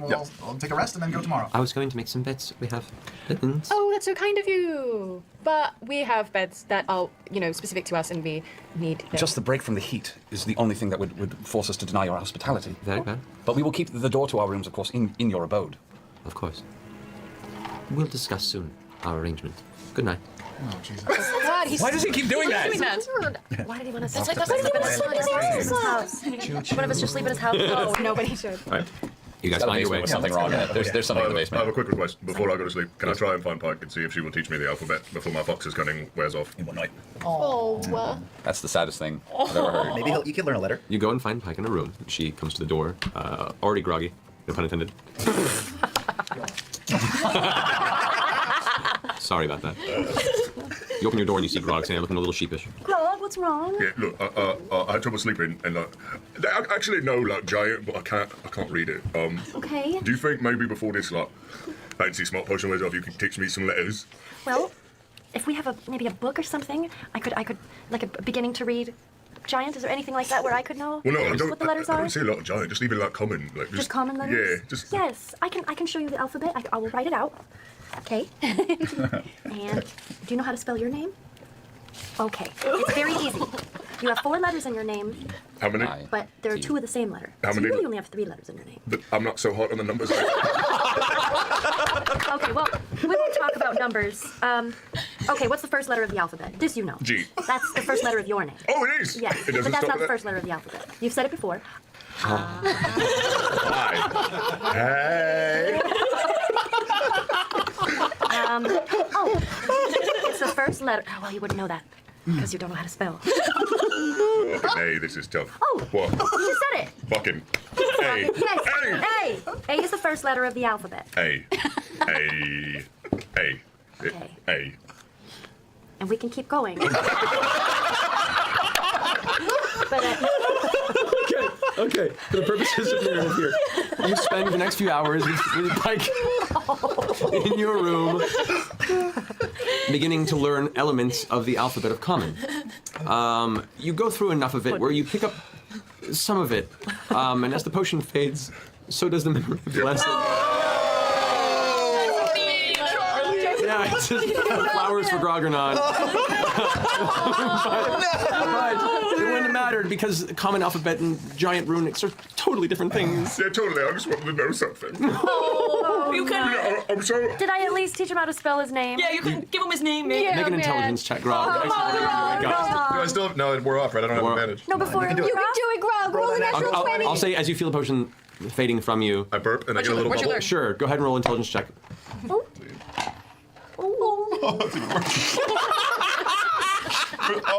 -2. Fuck. Wait, I'm gonna. Oh no, I can't do that. 12. Okay. You get grr, and that's where it ends. My cursive is sweet. Okay. I'm so tired. I've learned like all of these. Well, I'm really sleepy. We'll keep working on it. I'm not so well, but yeah. We'll keep working on it. Keep working. Good night. Good night, Thank Bob. you, Pike. You sleep so well, okay? Smash cut to a year later is going. See, Kev Dak, run. Oh, that's so cute. Before I go to sleep, I'm gonna cast Lesser Restoration on myself to maybe get rid of 1 point of exhaustion. Okay. Sleeping out of curiosity, Since I sleeping have two. outside of the effects of the heat should make. It'd be greater restoration technically to try and. Yeah, there's AC in here, isn't there? There's AC. In the mansion. Yeah. Yes, Not in the studio. Greater restoration reduces exhaustion. Okay, so I will. But you can do cast- that as well. I'll cast Greater Restoration Okay. before. So, yeah, so you reduce the level of exhaustion. Okay. I'm going to spend a little time working on a couple things for the fort when we get back. A netting ammo for the trebuchet. Just a sketch to start to design a very simple bolo for the trebuchet. Pretty sure that's pronounced Okay. trebuchet. Trebuchet. You're just designing, right? Just penciling and then penciling maybe like a little. I think I've got a notion for a watchtower that's super simple. Okay. Like a platform for 2 people tops with a rope that connects to a bell, so that when you start heading down, it goes. Fuck. Great. Alrighty. So, as you guys all come to consciousness the next day, you gather your things and you step out of the mansion into the center of Senekir's shop. Do we recover a point of exhaustion? I think? Yeah, you guys, with the long rest, you recover a point of exhaustion, so you're all back to baseline, including you, Pike, because of your greater restoration. Your spells are recovered. HP was recovered if there was any loss from it. So, the day is yours. What do you wish to do? Go to the arches, the golden arches. Oh, wait, first we gotta cast Seeming. Yeah.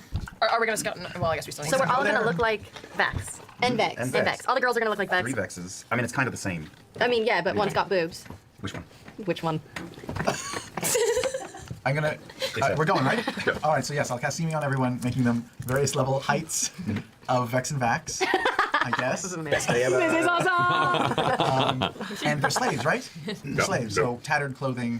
Okay. No, Simple- no, make us look like good slaves. Simple white robes. All right. Yes. Simple tattered white robes. No, we're gonna look pretty. So Too late, she the wants spell's taking us effect. clean. Yeah, make us clean, like pretty You're slaves. clean. Exotic. Oh, that's Yeah, right. man. That's right. You're the best of the best. You have the best robes, Like right? Princess Leia, Right, Jabba the right, Hutt. right, right. The best. Slave. We still have the. Oh my God, yeah, we still have the. Princess Leia. Princess Leia, Jabba the Hutt Absolutely. slave. And wait, am I making him celestial-ish? Oh yeah, make his wings when they come out, make them like white wings instead Is that a of celestial? whole What's a thing. celestial? Do they glow all the time? They have does white that wings, work? right? White wings? Most angelic entities have white or gold wings, so it Okay. Did we find out if I could cast yourself wings? Yes. has to be the same physical Wait a structure. minute. I'm gonna make his eyebrows and hair gold. We don't want him walking through the streets to the arches as a celestial. We want to get him in the No, house. when he Yeah. pops his wings, the wings will be gold. Yeah, we haven't started walking. Can they be gold delayed later when I pop out? Or We'll find out. oh shit. Well, Can you hide them under a cape? I mean, I don't know where you hide They them only all. last for an hour though. my shoulder blades. They're in you? It's I mean, it Ew. feels that way. Yeah. Are you Wolverine? We are learning way too much about everyone. So, find seeming out. on everybody but Vax, right? No? I mean, No, what? I'm not doing it seeming twice. on us. Yeah, we I look mean it's like just us clothes already. though. Have we headed to the arches yet? Are we We're there? walking right now. We're gonna walk with a celestial in the middle of the street. No, we're saying we're not making his wings look like that just You, yet, you dude. guys also are not sure where the arches are. Oh, Senecare? Okay, should we maybe just go Yes. scout the location first? No. As regular No, we don't want to go, walk we're out. doing Talking this. is What do you What if it's require? Hi, where are the archers? Oh, do you require guidance there? no, you can maybe just Uten, point us. why don't you bring them to the arches? Thank you, Uten. I will not be joining you. That's very fair. I wish not to get involved with the pit fiend. I will ask, though, just to be safe, if I could have, of your choice, one small bauble to remember you by, as we still have an arrangement to discuss, and knowing, to an extent, your capabilities, there's a chance that you might escape without returning to me. So, Is that for memories or for some voodoo shit? It's voodoo shit. Yeah. it is to make sure that should you abscond without upholding your end of the deal, I can find you. From each of us, or just one thing? I could one. give him one of the sand keg bottles. Yeah, no, it's okay. I got a druid craft a band around his arm. Thank you. That'll die soon. It's you can like preserve it. No, he's gonna die, Keyleth. Don't. be- It'll still function. It just will be lifeless. So, continue, please. Stay safe. Okay. Yeah, great. We go. Uten's like, okay, follow me. I will lead you. He's looking a little weird over it. It's pretty good, doesn't it? And when I cast Seeming, I also cast it on myself, making myself look like a Nazir? Nazir, the flaming beard dwarf. Yeah. I don't know if I can make flames with Seeming. We'll say for the purposes of the illusion, you could pull off something that resembles flames enough to the point where it should pass. Oh, great. All right, so as you guys walk out into the city, you are led by Uten in a similar path that led you towards the where was it? Towards these, not the Zenith Forge. It would be Dude, good little bit for the good question. A little bauble to remember you by. I'm gonna remember that for spellcasters or in a high magic setting. Because I mentioned, I kind of mentioned, I'm like, in the first episode, make any deals you want, do whatever you want, doesn't matter because you're going to be fucking escaping the fire plane. And Senokir isn't saying, I'm going to lock you down with this. And they all have a good enough understanding of magic to probably believe him. But he's just saying, so that I can find you later, which I love. I love, love, love, love, love. I generally, this is just broad. There are many, many exception cases. This is just 51% of the time, at least, the majority of the time. I don't want to necessarily lock down my players. I don't want to take him to jail. I don't want to contain him to a plane. I don't want to bind them by some manner of magical contract. I want them to have full ability and autonomy. Partially for tonal reasons. But also, partially from like a creativity aspect.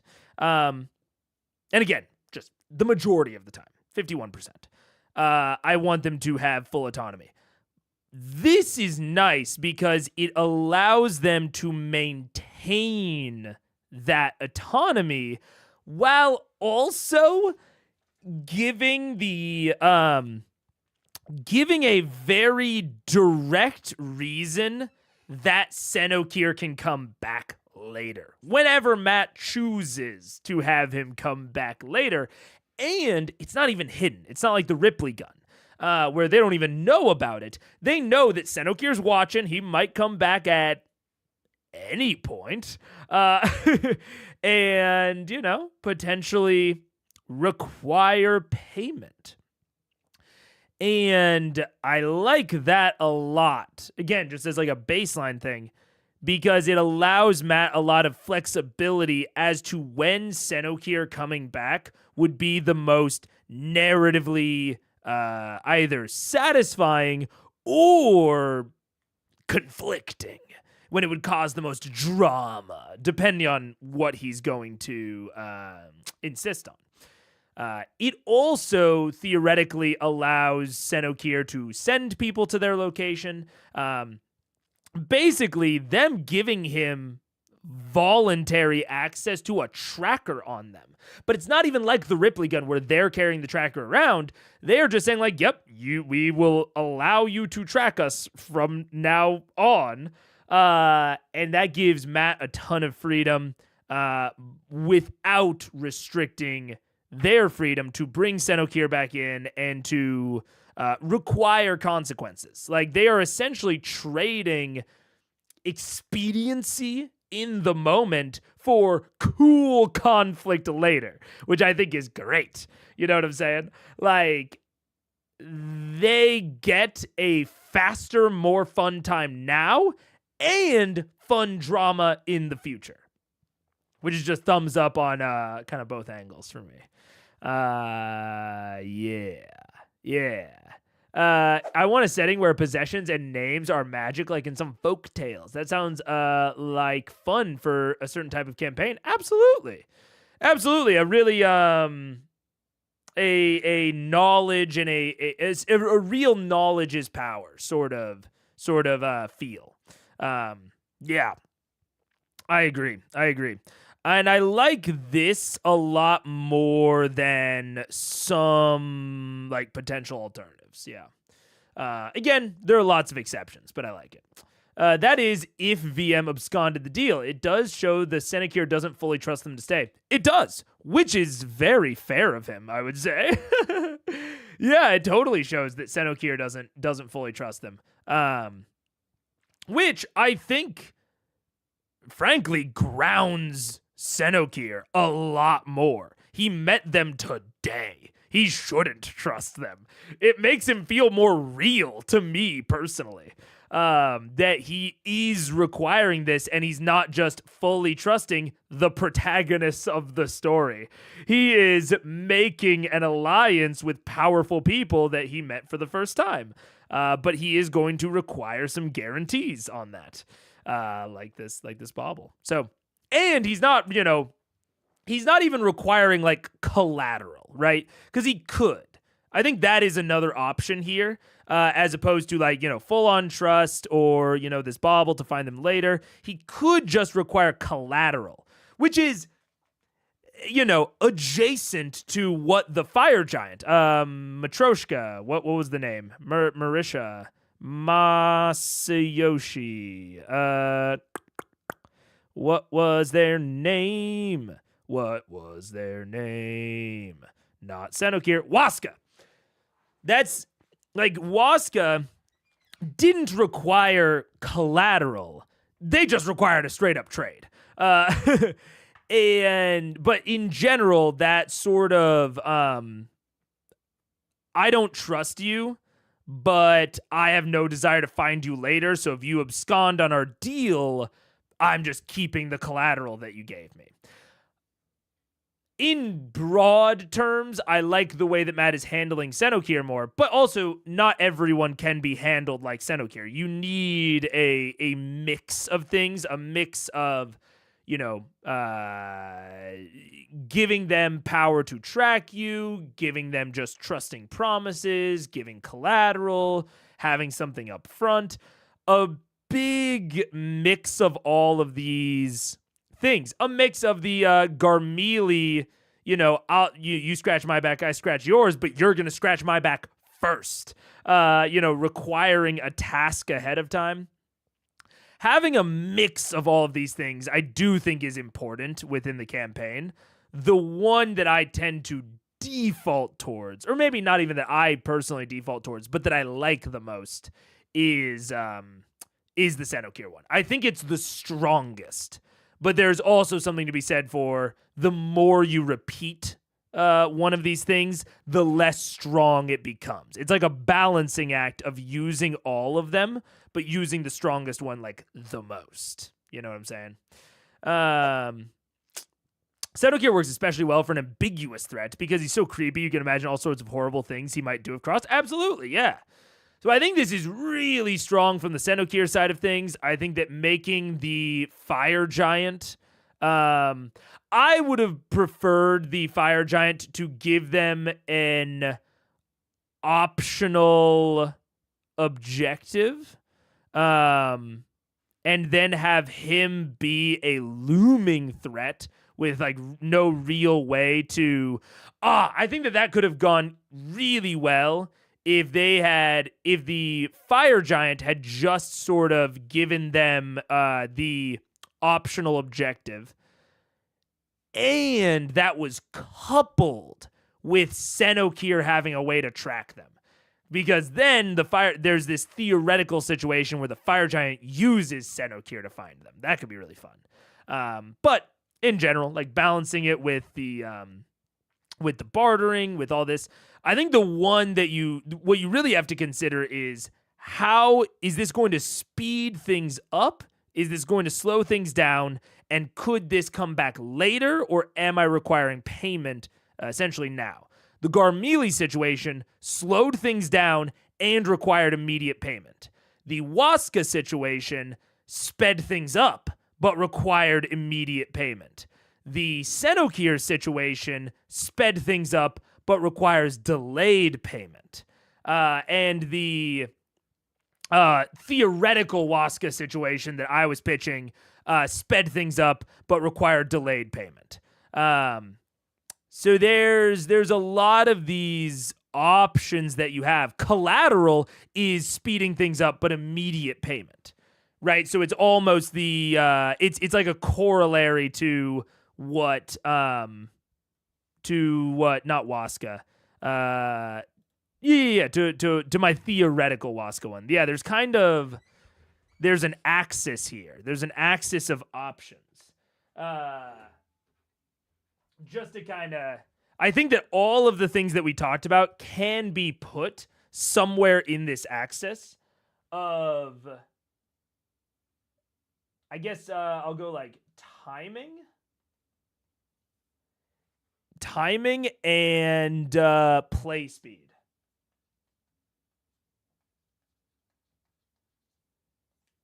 Oh no, wait.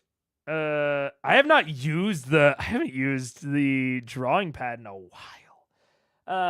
But there's immediate. I don't know how to spell immediate. Versus delayed. Delayed.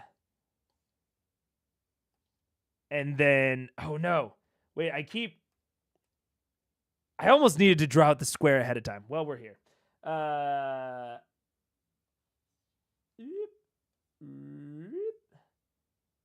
And then we're going to go up or down. I think this is kind of the matrix of what we're talking about. And this is, oh God, this is the matrix of NPC assistance is what I would call this. The matrix of NPC assistance. So does it speed up the play speed? And we'll go payment timing. Payment timing. This is the matrix for stranger NPC assistance, right? Does it speed up play? Does it slow down play? Is the payment immediate or delayed? So something like Waska's, I put Waska in here. Waska's in here. Senokir is over here. Garmili is down here. And then something that slowed down the speed of play, but the payment was also delayed. That's an interesting one. I don't know. I can't think of an example off the top of my head where the payment was delayed, but also it slowed down play. I'm even trying to think of like a theoretical one. Where like what the party has to do, they're going to get later. So they get assistance now, but it slows down play. I'll have to keep it in mind. I'll have to think about that. I mean, I think that might just be a dead square because there's like, this is kind of the most, oh, wait, these are opposite.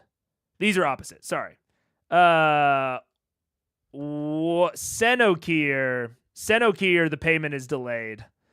And Waska, the payment was immediate. That's my bad. These were delayed. Or these were opposite. Waska, Senokir.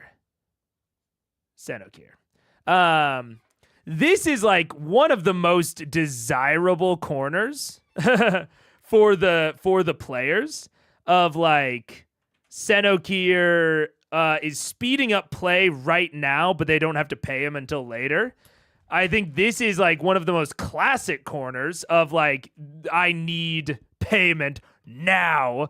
And then Garmili is a very, I think a classic, like a classic one where there's very low trust involved, where they are saying, I'll help you, but I really don't trust you, so you're going to have to help me first.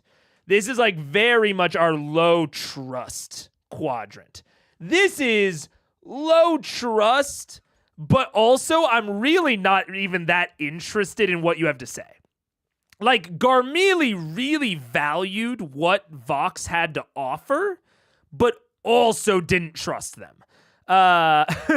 Whereas Waska didn't trust them, but also didn't really care that much about them. So I think, like, in terms of payment timing, the immediate is going to be the low trust half.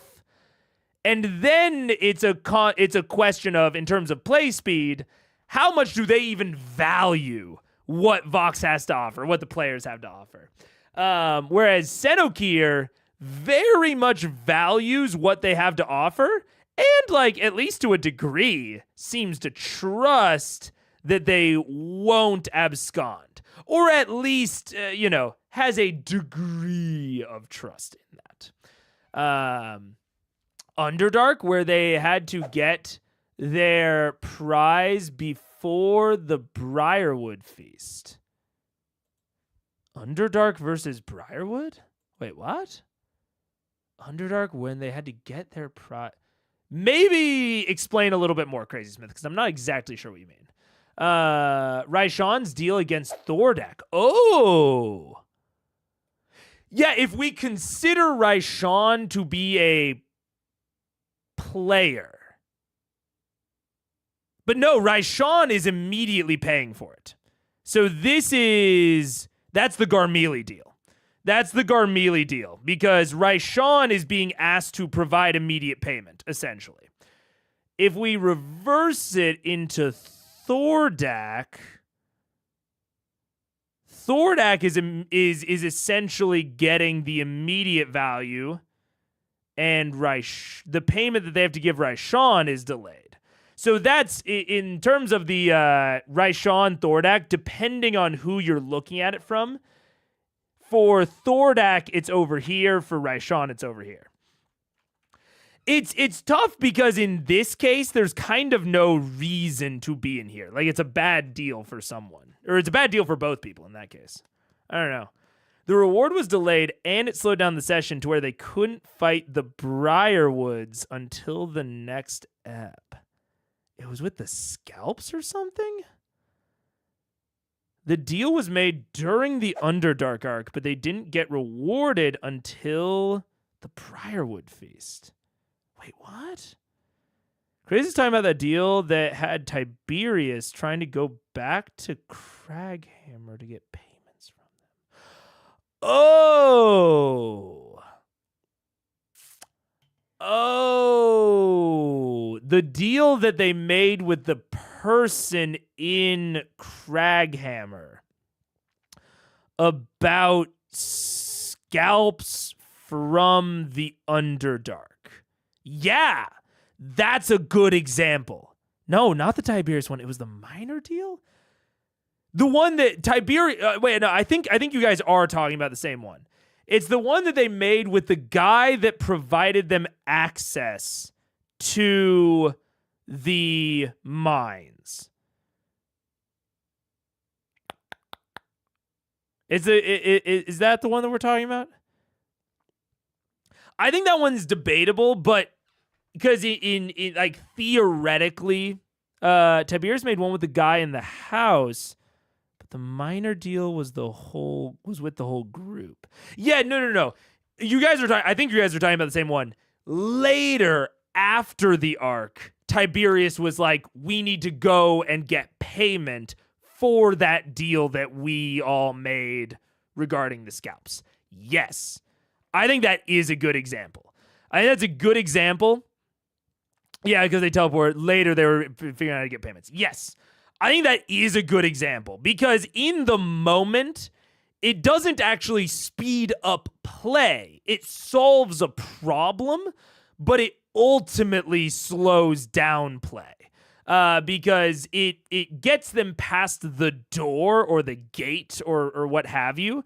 It solves one singular obstacle, but broadly slows down play because now they have extra things that they have to do, but they also have like this extra thing that they have to go through in order to extract any sort of payment. So I agree. It is extra things that they have to consider. They have to like actually like narrate like, oh, now we're scalping them. Also kind of weird. We never really talked about that. Yeah. I agree. We'll call it Underdark. And I think that is a good thing to keep in mind is that sort of deal is, I think, best implemented when it involves something that they're already probably going to do, but is just like this extra reward, right? It's this extra thing on top that they don't actually really need. It's not that important.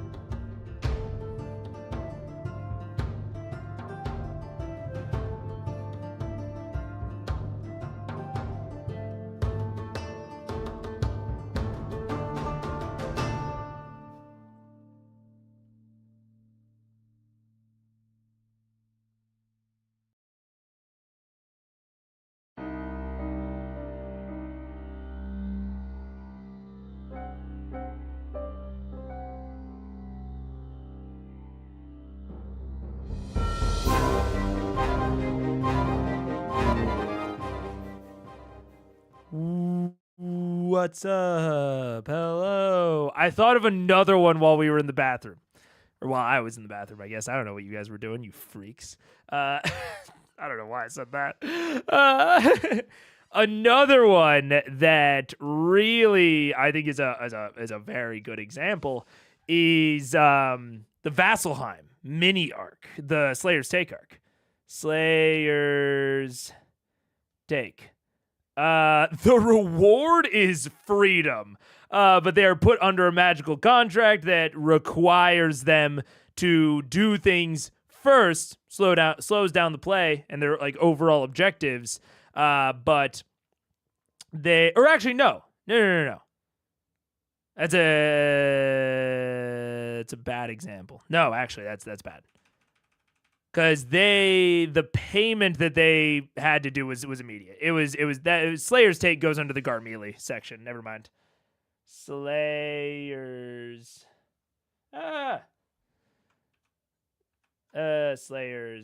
Take.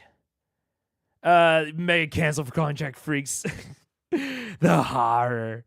Yeah. I think this is good. Do I have a highlighting tool in this? I don't actually know if I do.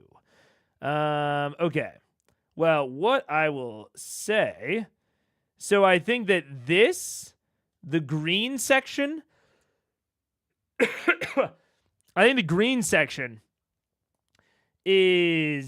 think this is good for purely optional objectives.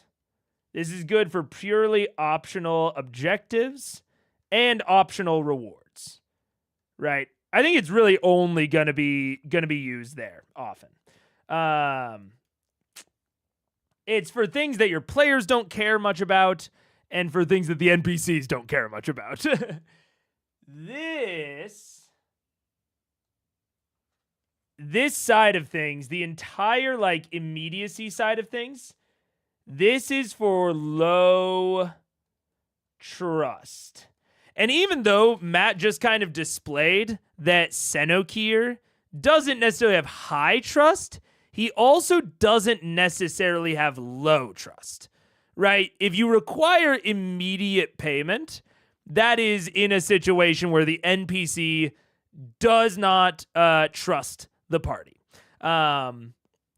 However, I think it's also good where the play speed side of things, the lower play speed, this is good for situations where the NPCs value the ability of the PCs. High perceived PC value / ability. Right? And then you can kind of draw, what this is by the lack of what it isn't. You know what I'm saying? I think you can use these three like modifiers to kind of draw conclusions about when you should or shouldn't use the other ones. Like Waska makes sense because he is low trust with the players, or he has low trust in the players, and he doesn't really have a super high perception of their ability. And this is, he doesn't want to provide any sort of like optional objectives. If they're going to deal, they deal right now, and that's it. He doesn't really care otherwise. Garmelie had a pretty high perception of potential PC value. He saw that they could do things that he could not. As opposed to Waska, who's like, maybe they have some shit I ain't seen, but like, I'll probably be able to get whatever they have some other way. Same thing with the Slayer's Take. The Slayer's Take could have just sent them to prison, but they had a generally high perception of the PC ability. The fact that they were able to snipe that kill from their members meant that, oh man, maybe we can use these people. Again, high perception of PC value / ability. And I will say, I do think that this needs to be justified and often isn't. I think that this is maybe one of the things that most needs to be justified and most often isn't. In terms of like why NPCs offer quests to players. And that's why I say perceived. It doesn't just matter that the PCs do have high value and ability, like objectively. It doesn't matter that that is like an objective fact. It matters whether or not that fact is perceived. And then Senokir is in this corner where he is not low trust with the players. He's medium trust probably. The objective that we're talking about, the thing that Senokir is helping with, or the thing that the play will be centered around, is not optional. Although, you can maybe argue that this whole thing is lowering the play speed because the Dawn Martyr is optional, but within the subset, within the quest of getting the Dawn Martyr, where getting the Dawn Martyr is the goal, that's not optional. And he is providing help towards that. So not optional, not low trust, and this is, I think, pretty purely blue, where there is still high perceived ability on the PC end of things. Now maybe you could also say you could also put the green over here potentially. I think that like Waska's side of things would also work for green. For optional objectives where, you add something that speeds up, but it requires immediate payment. I think that also works really well for purely optional stuff. Or it works well for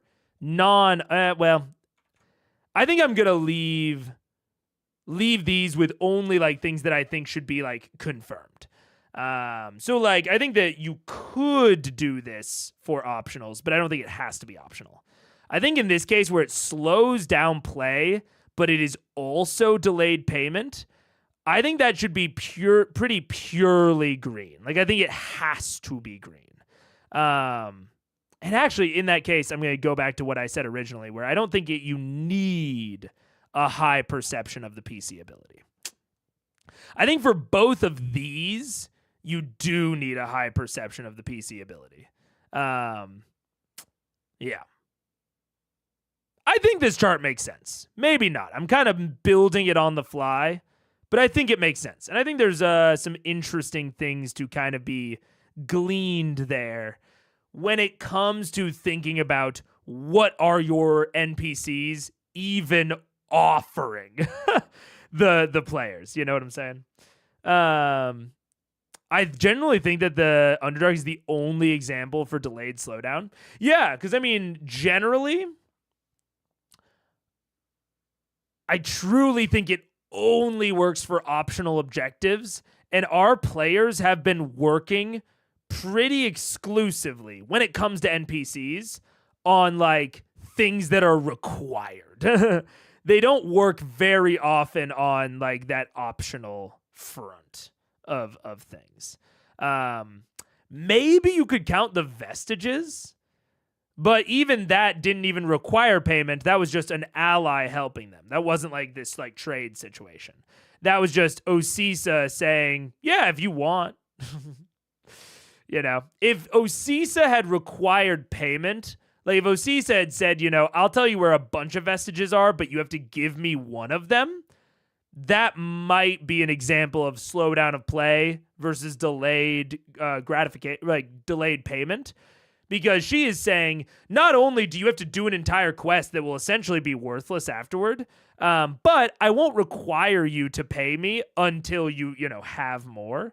That could have been an example. If Osisa had said, I need you to give me one of the vestiges afterward.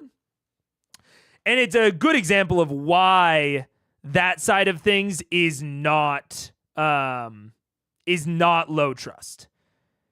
Like, even this, I still wouldn't call low trust, because in that example, Osisa is trusting that they will do that. So I don't know. It's very interesting to consider. Yeah. What's up? Your favorite world anvil plant just got up. Let's go. My favorite world anvil plant. It must be excited that I'm using world anvil more. Yeah. That's all. No, it would be actually by the Pyra column where you met Woska, but you continue past that in the northeast direction, heading towards, as he tells you as you pass, near the naval grounds of the Sea of Fire. Beyond that, you guys find that the streets become wider and the network of clusters of metal cages begin to adorn portions of the center street islands. Within these cages, you see humanoids of all walks of life, creatures, beasts. There's it's a collection, a veritable zoo of entities from all the planes, all bound to various cages, chains, and other elements, whereas Ifriti individually bark from the top in a language you don't understand. You see large banners and streamers set across elements of the road to mark various segments of this area, and at this point, Utan turns to you and goes, well, you have officially reached the arches. I will bid you adieu, as I also will not want to deal with the big fiend. Good luck. Wait, Utan. Yes. So what happens? Do you just like, are these all for sale then? And Or the ones that do not like they're yelling for you to buy something, most likely. okay. And then other people just come through. So if you like do the door thing here, then this could potentially be a market. Is it okay to just set up shop? If you are convincing enough. Convincing enough. Do we need All right. a shingle to put out front? Sign, flowers to make it look pretty? We can. Keyleth can You hook shape us up? something. Oh my god, you look just like my sister, you look just like me. That is fucking weird. I'm gonna go stand over by Grog for a bit, so I'll talk to you later. Never mind. As you go walk over to Grog and look up at a much larger, slightly butchered version of your sister staring down there. Slightly, completely. The tallest one. It's not me. We're just here to. Are we going to pose it and start selling? I mean, I mean, we'll set up shop and only sell to him. I mean, I could also theoretically. It's just I don't know how well these things can see through other things. I could do hallucinatory terrain kind of right around this and make us look like a little legit kiosk with a little entrance. How kind can of we incorporating change your door. the I can control it as much as I want. Can you grow a gazebo like Yeah, but people will see the gazebo just appear out of nowhere. Yeah, What so do it's we a magical need? What do we need to sell people? We just need like a slab to put them up on. Say, look here. There's this one's for sale. Yeah, but we need the mansion door to get them inside, so we're not going to have like us outside. Yeah, Are we? of course we're gonna have you guys outside. How else are we gonna convince them that there's more good stuff inside? Oh, I understand. Yeah, we're the showroom window. Can you Okay. grow a gazebo out of We're just grapevine? a stone slab. We don't need much here. Let's not break the bank. I mean, I could do some druidcraft, but that's minor. Growing a gazebo out of vines, that's plant growth. I guess I could do it with plant growth fairly instantly, without the full aid, because it's like kind of one I or thought the you said other thing. hallucinatory terrain. Dude, I've never thought about that. Because, like, I have pretty high self-confidence, which has been forced over the years until I believed it. And I think I'm pretty hot. I think I'm pretty attractive. And that would be so weird if I had an identical twin. That'd be so weird. If I thought I was really hot, but I have a twin. I also don't have a sibling. I'm an only child. I don't have any siblings. So it's hard for me to even imagine what it would be like to have like a family member like that that's my age. You know what I'm saying? There's so many layers. So many layers. Not gonna lie, I was concerned when you were going with that, when you said I've never thought about that. I've never thought about fucking my sister. I don't think it's that weird. I don't know if it's weird or not. That's what I'm kind of like, this is unexplored mental territory for me. Because yeah, I just don't have any siblings. I don't know what it would be like to feel that way about a sibling. Be like, brother, sister, you are very hot. Vax, you're hot too, but what the fuck am I gonna do with that? Hilton. Yeah. I don't know.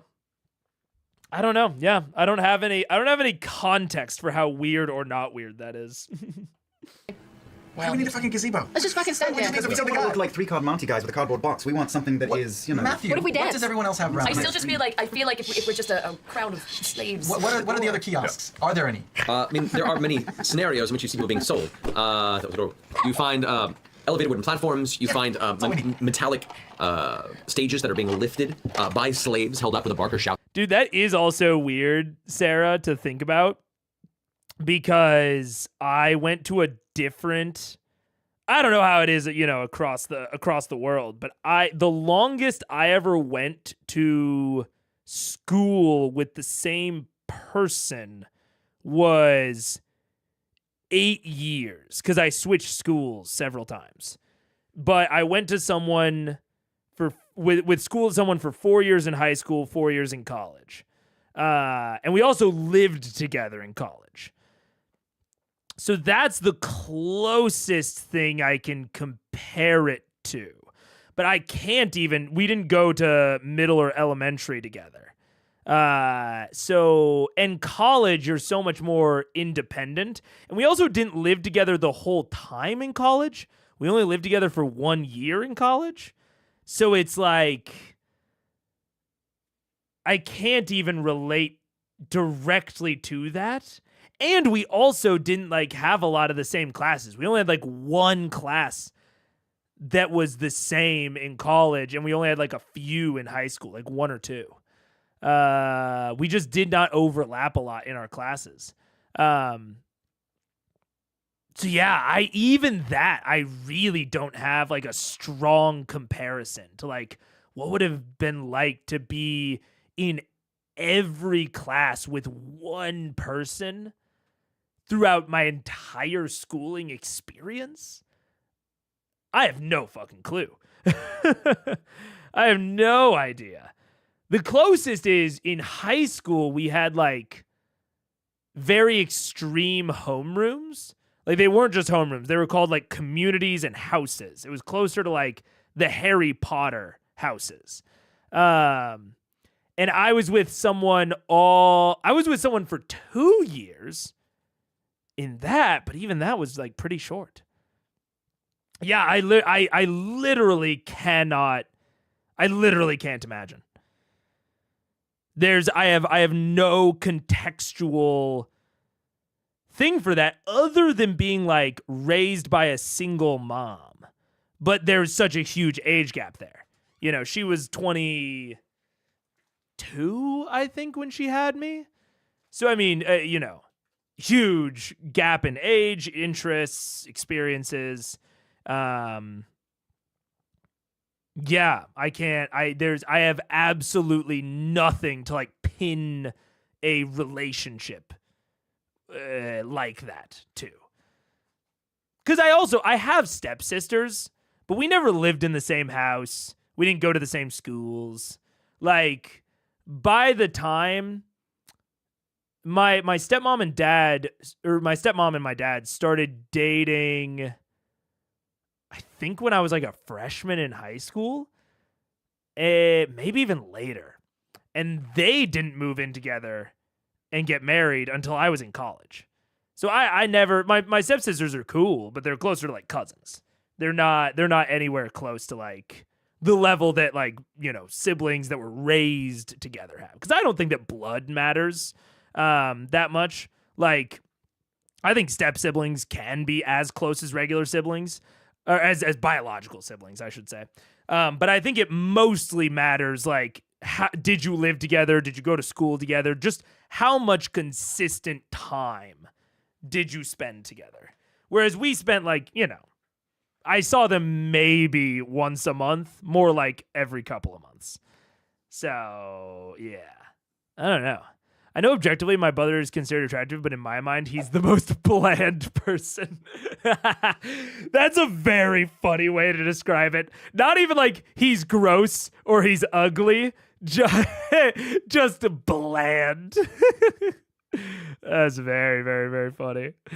I realize how unique it is to simply share a lifelong historical context with another person. Yeah, like my wife, Paige, has a sister.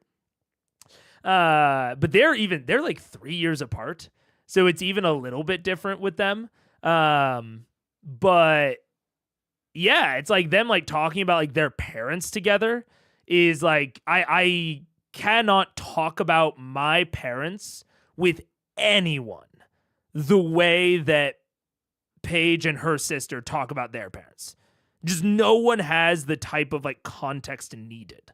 I can talk to my mom about my dad or my dad about my mom, but no one about like both of them, It's very interesting. If it's 4+ years, then likely only elementary. That's also true. Yeah. Yeah. That's interesting. Life is the school in this metaphor. Yeah. My siblings and I have almost perfect 2-year age gap between us. Yeah. It's very weird. Yeah. I don't know. Sweden. There's an objective psychological part of this, and you're right. It has a lot to do with how much time you spent and specifically key childhood moments. Yeah.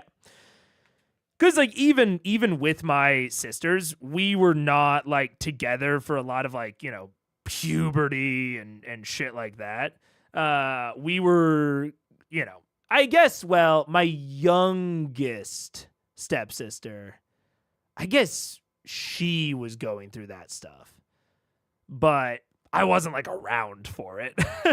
I was not in the same household for that, By the time that we were like, I was just not living at home. By the time that I even like would have been in the same home for that, I was out of the house.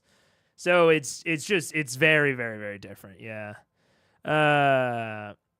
Yeah. Anyways, Mega doesn't understand siblings. I don't. I mean, like, I get them on like an intellectual level, but I have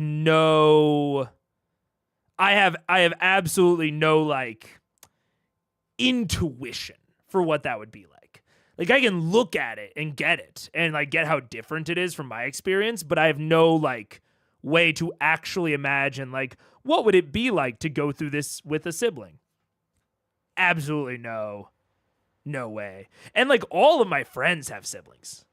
Basically all of them. I'm trying to think of one of my friends who is an only child. No, don't got it.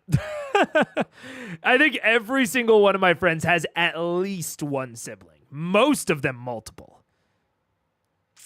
I think I am the only, and I used to feel so like weirdly ashamed about being an only child, because I remember in grade school, this is so weird to think about now, but in grade school and elementary school, we had like lab computers, right? So it's like you went to the library and they had a bunch of computers in the library and you would go to computer class, and they assigned us all usernames based on first and last name. But then they also had this weird thing where if you had any siblings that had also gone to the school, you got a 1 after your name and after your username. So it would be like, if it was John Smith, it'd be like J Smith 0 if you were either the oldest or if you had no other siblings, if you were an only child. Or if you had an older sibling that had attended, it would be J Smith 1. And I remember in my elementary school, I was the only person in my like 60-person grade school class, like my grade school grade, that had a 0. Every single other person in my grade had a 1. And it was so strangely isolating to be the only person with a 0. Nowadays, I'm, much more like, but it wasn't even an array, Sarah. That's the thing. It wasn't like if you were the second person, you got a 2, or if you were the person beyond that, you got a 3. It was purely 1. It was 1 or 0. It's so strange. I have no idea why they did it, because it wouldn't have even been like that helpful. So yeah, very, very weird, very strange. But I don't know. They're just kind of crazy. I have an uncle who is younger than my little sister. Yeah. 20 years her junior. I'm trying to think. My mom and her youngest brother, because my mom was adopted, but then she met her birth family later. And her youngest brother, I think, her youngest brother is closer to me in age. I think they have a 15-year age gap or something like that. Because my grandma had my mom when she was a teenager and then put her up for adoption and then had later on had kids separately. Yeah. Hey, do you remember this? Yeah. It's like saying, hey, do you remember this event at Thanksgiving 20 years ago when we were 8 and 10? They go, yeah, that was whack. Yeah. It's like, I get it, but I don't get it. I intellectually get it, but I don't emotionally. I can't, yeah. Yeah, it's very strange. Yeah. I think the idea of being an only child as a distinction is rather unfair and unnecessary. Seems unkind to the kid. It was. It was unkind to the kid. Yeah. It was very strange. I don't know what the reasoning behind it was, but it definitely made me feel like bad. And people would be like, why do you have a 0 behind your name? And I'd be like, I'm an only child. And they were like, why? Because they're kids. They don't know. You know, this was happening when we were in like 2nd grade. And I remember going home to my parents, who I found out later my dad was fucking infertile. That was why I was an only child. But I was like, why don't I have a brother and sister, parents? And they were like, 'cause you're so special. And I was like, I don't like being special. Get to fucking. Come on. Pop another one out. So weird, man. And then later they got divorced, and that was a whole separate thing. Yeah. What about duplicate names? I have no idea what they did for duplicate names. No idea. Absolutely no idea. I think it was small enough that they didn't have duplicate names. I think it was like in practical terms, I think they never had to deal with that. Because I went to a pretty small school, all told. But not like, not that small. But yeah. Like, would those people just have the same number? That makes no sense. Yeah, there was... I legitimately would be so curious to go back, but it was also like, at this point, the internet was still... Because this was all happening in fucking the early 2000s. So it was like, it was not... I don't think they had thought that far ahead, legitimately. Yeah. There are reasons you drive home life behind the scenes. Maybe the public thing is wild. Yeah. Bet there was one strange use case when they set it up and never changed it. Probably. Yeah. Yeah. I wonder if it was like one year they had twins that started it and then they just got applied uniformly. Possibly. Yeah. So strange. That was such a... That my whole school's like computer system was so weird and fucked. I remember at one point, my dad had a printer and my mom didn't. And there was a point where like I started off the year, we had to do typing assignments. This is so funny. Thinking about it nowadays. We had to do typing assignments at home. And you would either, if you didn't have an at-home computer, you could use the school's. But if you had an at-home computer, you could do it at home and then print it off at home. And either way, you had to print it off. And so you would do the typing assignment, print it off, and then bring it in to the computer teacher. And that was how you like proved that you did your typing homework. And at one point, I couldn't go over to my dad's for a litany of reasons that aren't fun. But I couldn't go there. And so, but I had done my typing homework because they were like 2 or 3 weeks delayed. So I'd done my typing homework over there. So my dad emailed it to my mom and then I printed it off at school. And it had like the email header from my dad. And so my teacher was like, oh, you cheated. You cheated. Your dad did this for you. And she like dressed me down in front of the whole class. And I was fucking crying. And she was like, you know, she gave me this whole speech about how cheaters never prosper and blah, blah, blah, blah, blah. And it was like a whole thing. And I remember how mad my mom was. I've never seen her that mad at another school, like, individual. Because computer class was at, like, the end of the day. So when she picked me up, I was, like, still, like, tearing up. And I'd clearly been crying. Because, again, I was in, like, 3rd grade or some shit. I was so young. And oh, man. There was a couple of instances like that. And it's like nowadays I'm very, how would you say? Anti-authority. I've kind of always had a problem with authority figures, even regardless of because my politics have changed a lot over the years. But the one thing that has always been consistent is that I've been pretty anti-authority. And I truly think that it is like 90% because I had some terrible teachers growing up. Really terrible. They got better. My high school teachers were great. College teachers were great. But my elementary school, poof. Oh, boy, oh, boy, oh, boy. Yeah. They just got through Y2K. Computers were odd. Yeah. Yeah. Legitimately. Teachers shouldn't humiliate students like that. Yeah. No. My elementary school was bad. Bad. My high school was way better. Yeah. Even if you cheated, dressing down in public is not the way to do it. Yeah, absolutely. Taking out my secondary Norwegian class to learn how to touch type instead in middle school due to dyslexia. Interesting.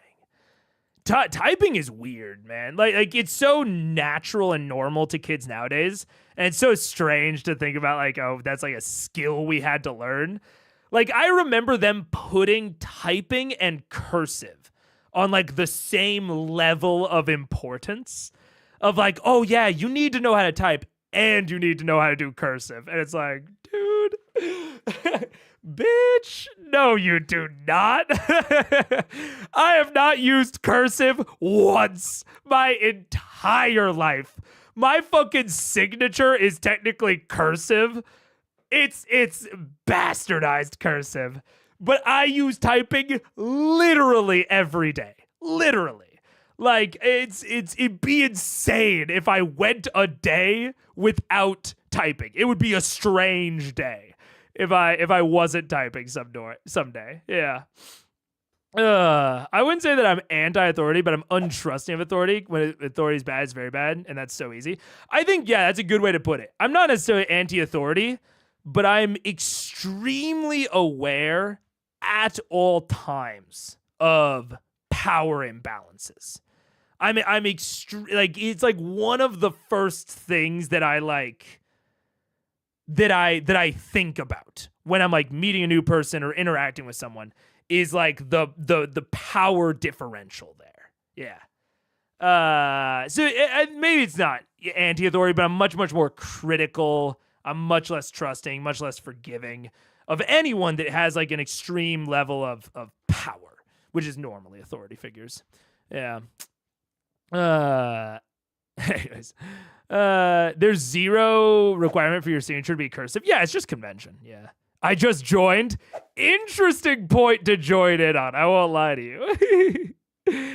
Oh man. Anyways, we've fully lost the plot on this. We were talking about whether Vax finding it being confused about his feelings when his girlfriend looks like his sister. That's where we all started in this.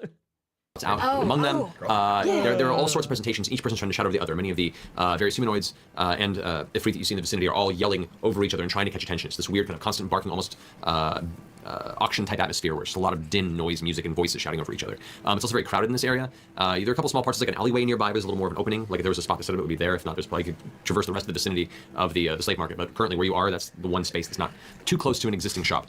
Set up there. Yeah, set up there. And then, Grog, you just lift him up and make him look like super tall, and we'll all like Celestial do this self-help. around him. You don't need anything fancy. In a row. In a row, doing the same move. Yeah, All right, exactly. can I It's like druid extra grab cool. some like nice like inviting looking bushes Shrubs. and shrubs? Yeah. Sure, which will definitely catch attention because no vegetation exists here. Never for the most mind, part. then. Don't No, slide. I'm just saying it would get attention if Oh, you I could look do in a your stone area. slide. No, like it'll be fancy. I think it will be fancy. What? If you plants where there are no plants is fancy. What? And if a slave can Can do do that, that. That's an that's expensive pretty slave. special. Maybe we wait until we see him so that we don't get unwanted buyers. Maybe you can do some flair while All people are right, so walking we just sit by. here and wait for a Yep. while? Yep. Let's keep an eye out. Why doesn't whichever one of us is the one that can be sneaky and look around? We all need to be voting. Yeah, we're staying together. But we'll look as we're voguing. All right. We wait to see if the pit fiend shows himself. Can you guys all just sort of do like the just like Robert Palmer Monica- video? Should we all just like strike poses? Simply irresistible. Do you want to give us instruments and we'll all like play something? Sure. I'll play a little bit. All right. Jam So to there, it. there's a series of smaller buildings in the area. There's the main street that runs through here, and across that street is where there are many of the various slave blocks and larger platform set. You guys find the entrance to this alleyway, which curves around behind you, and there's a large wall that leads to another section beyond that. And this is where you begin to set, where you're planning to set up shop. So you guys wait there for a while, looking about. You can see there. Most of the people here that are selling slaves there, some of them are humanoid, some of them are like kobold servants, some of them are worse for wear and looking like they hope to get sold soon before they expire. Jesus Christ. You do see across the way what appears to be two young boys, maybe about 15 or so years old, light blue skin, no, Scallon, no. Light blue skin and pupilless. Pupilless. Yes. They're held by red-colored chains, and they look kind of broken of spirit, and they're both just kind of Can we go get them? Go get them. Poor Nightcrawler. Go get them and Are they see if we can celestials? get them. Percival, did What? you know? I'm gonna go over there and buy these two kids for Maybe what? we can set them free once we're out of here. All right. What? I mean, What? No. what? Leave him This alone. isn't our fight. Yeah. But they're just- Stay on target. Do you one of you want to go over there and just say hi, slave to slave? Yeah, I'll go over. Yeah, sure. Go on. Okay, Vex, by the way, your alignment's back at the cat. Good. Oh. That was the last little push there with that instant. I murdered another lady. Walking by. Whatever on alignment, who cares? I don't care. If you wanna fuck with alignment at your table, go for it. I think it's limiting, but if you find it enjoyable, what have you. But this is,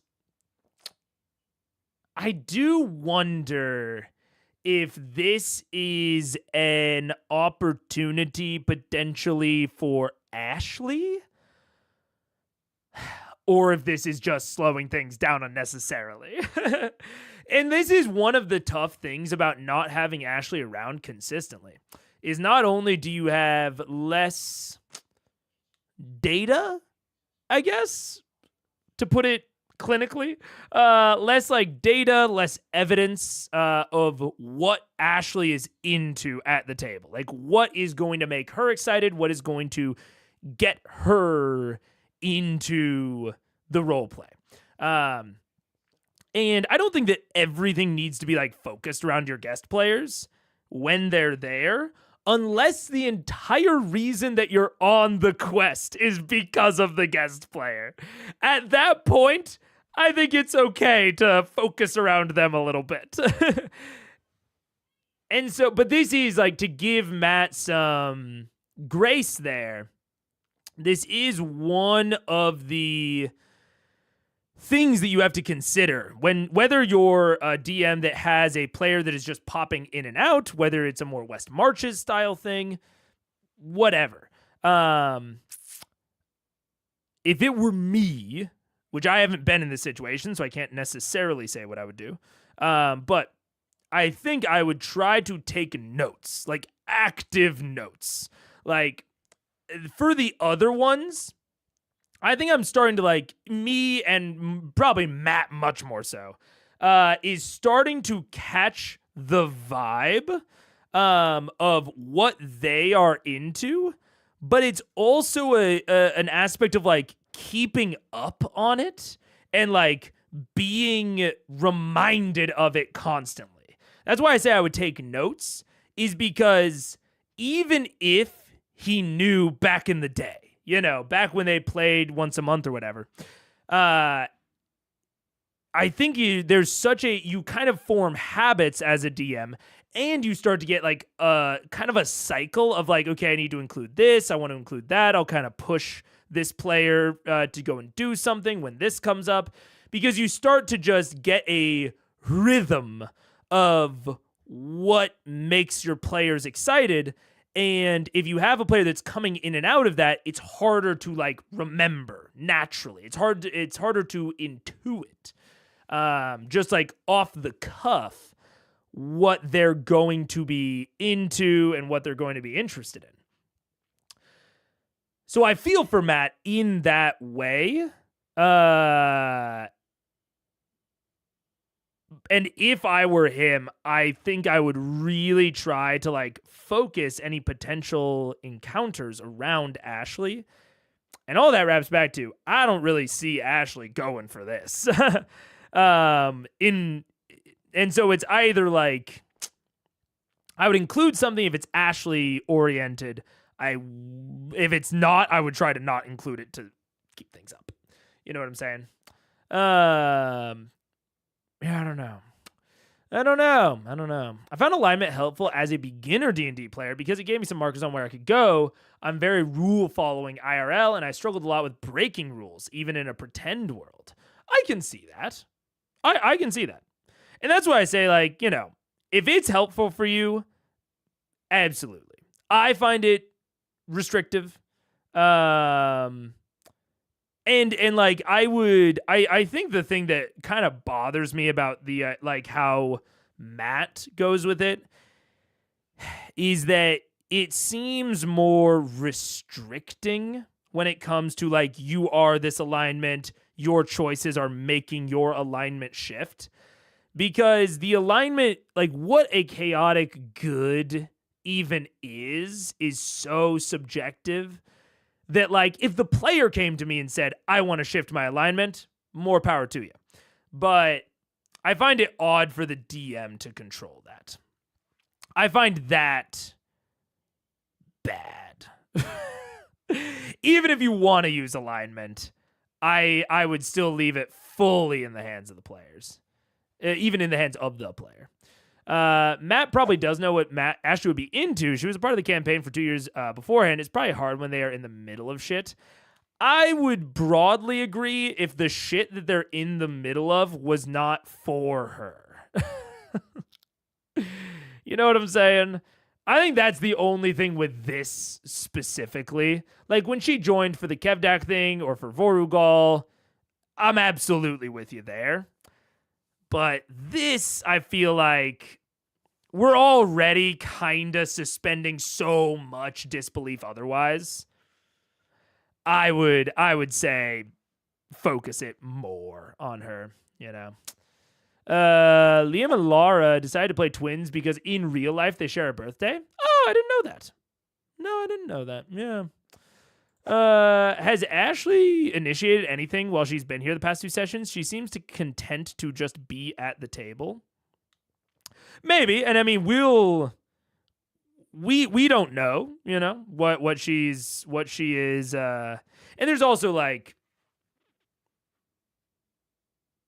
is contentment the goal? I don't know. Like it's hard to say. It's hard to say like what she's into. But I will also say, I feel like I can speak on this specifically with more experience. Paige, I talked about Paige like in our current like 3-person campaign. She does not initiate much at the table, but that is not because she does not want to. That is not because that is like her ideal end state. She does not initiate because she is afraid and nervous and or not particularly excited about what is like currently happening.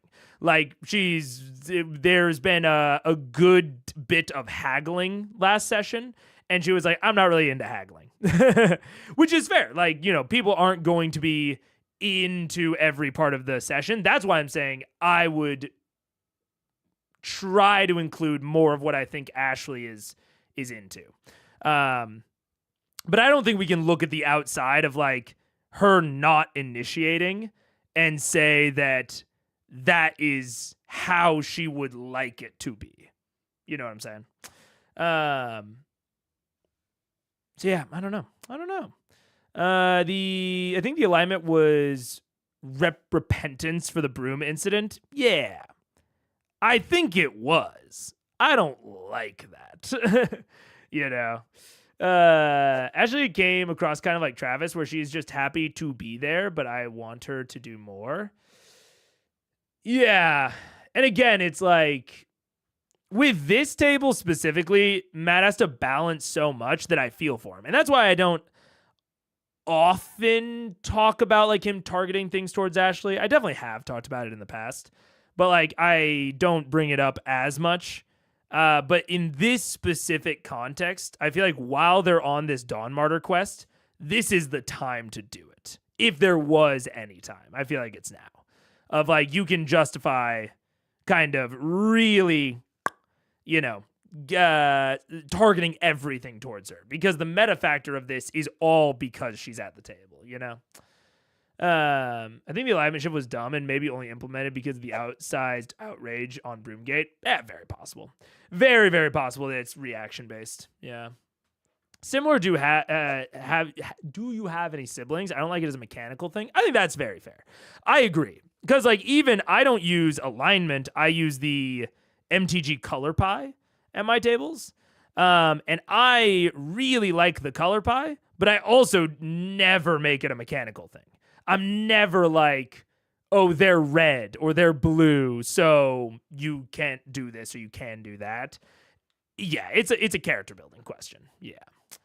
My impression of Ashley as Pike is a lot of growing pains with the show because she's there so rarely. And I think she found the mechanics confusing because the home game was a different system. Yeah, absolutely. Like, that's why I said, you know, I want to give Matt grace for this, because it would be hard, I think, to remember what she is into. But this is the one where I think like the most active thought should have been given to it, and I haven't seen a lot of that. I haven't seen, it feels like to me, a lot of the things that like I associate with Ashley, because I associate Ashley pretty similarly to Travis in terms of what they like. Whether or not that's fair is a whole separate thing. Maybe it's not. But I haven't seen a lot of that. So I don't know. This is, I guess I don't know exactly what Matt should be doing here, but it does, it's a tough situation. The whole, Ashley, it's just so tough. I've said it before, say it again. I'm excited for when she's not so in and out. Yeah. Yeah. Yeah, there's also an overwhelming factor to it. Yeah. I mean, I wouldn't want to like target things to Pike. I'd want to target things to Ashley. So like give opportunities for encounters that Ashley is into. And frankly, again, I'm basing it mostly on what I've seen of Travis. And what I would see there is like miniature combats. So I'm thinking like a bar fight or a scuffle in a market that they can help break up, even if they're, you know, fighting on the side of the law. That sort of stuff. I that's where I see Ashley being more into it, but also that's speculation on my part. Yeah. This might be more of the other players playing over Ashley. Maybe. It very well could be. Because again, you know, that comes into my speculation is like, I assume that Ashley would not be that into the encounter that was just presented, but it could be that I'm wrong and Laura just kind of talked over. It's just so hard to tell. I feel like I have a pretty good idea of what the other players are into. I'm guessing with Ashley just because she's been here so little, which sucks. It just sucks. It's tough. Yeah. We don't actually know what Ashley's preferred balance is. We're making assumptions. Yeah, I'm making assumptions. It's tough. Great distinction, focusing on Ashley, not Pike. Yeah, absolutely. Which that's like, whenever I talk about like positive or negative player targeting, I am specifically talking about player targeting. It is presenting situations not necessarily to a character, but to a player. So I think a decent example, I've never really had romance in my stories, like, or in my campaigns. If it's in there, it's light as hell. But in my most recent campaign, I know that Paige loves like flirty little romances, even if they don't go too deep. And I made one of the characters. I did not target him towards Paige's character specifically, but I made him a romancy little flirt. And he was kind of flirting with all of them. And then Paige's character, a little predictably, was the one that gave him the most feedback on that. And then I kind of dove into that. But I just made him a romancy flirt. I did not necessarily target him at Win, Paige's character. I just put him into the story because I thought that Paige would respond well to that, which she did. Yeah. Even though it's no longer an issue, it makes me hate Blind Spot for taking away Ashley. I'll never watch that goddamn show. Nah, I get that. I feel that. Yeah. So yeah, I do think there is an important distinction there. And sometimes targeting the character is very good, but I tend to focus much, much less on targeting characters and much more on targeting players. Yeah. So you basically made a Gilmore? I mean, yeah. I made a young, like, fun apprentice prodigy that doesn't take himself too seriously. Yeah, I kind of did. I made like an early 20s Gilmore, yeah. Now that you put it like that, and they run a smithy that while it doesn't specialize in magic items, it does do it. It does do them. Yeah. They referenced CR in Blind Spot. Oh, really? That's funny. That's very, very funny. I think I normally think in terms of targeting the character. I'm going to have to reflect on that and if I should shift a bit. I mean, I definitely don't think that it's bad, especially like if I think that targeting a character can be good if you are trying to determine the effectiveness of the targeting, and targeting the player is good if you are like thinking about the willingness for the character to even like interact. Because like I'm thinking about like a combat, right? For a combat, I think about, have any of the players been a little bit lackluster in combat? Have they not done very well? Or have they done exceptionally well? And I'm thinking about that in terms of the players. I'm not thinking about it in terms of like raw DPS that's been put out. I'm thinking about like comments that are made during it of like, man, I just can't roll well, or I can't do this, or oh my gosh, like I feel like I'm killing it. I'm thinking about those types of comments from the players. And then if I decide on a target, essentially, then I'm thinking about what is that player into? Are they into combat, or are they into more like social stuff? And then within that social situation or that combat situation, then I'm looking at the character for specific ways to target if I really, really want to. But a lot of times I just look at the first two layers, unless it's combat. Combat's the main one where I do have to think about the character a lot more because their specific tools matter a lot more. But yeah, I don't as often think about like character personality. I probably could more than I do, but my default is definitely thinking about player first. Yeah. Mega commits copyright for stealing CR's favorite game. So true. So true. Early 20s, Gilmore Raptor abandoning his parents. Exactly. Both sides are probably useful in different cases. You just made me realize that I only ever consciously think about one half of it. Yeah, very fair, very fair. It's definitely good to consciously consider both. I think my instinct is definitely the player, and it sounds like your instinct is the character.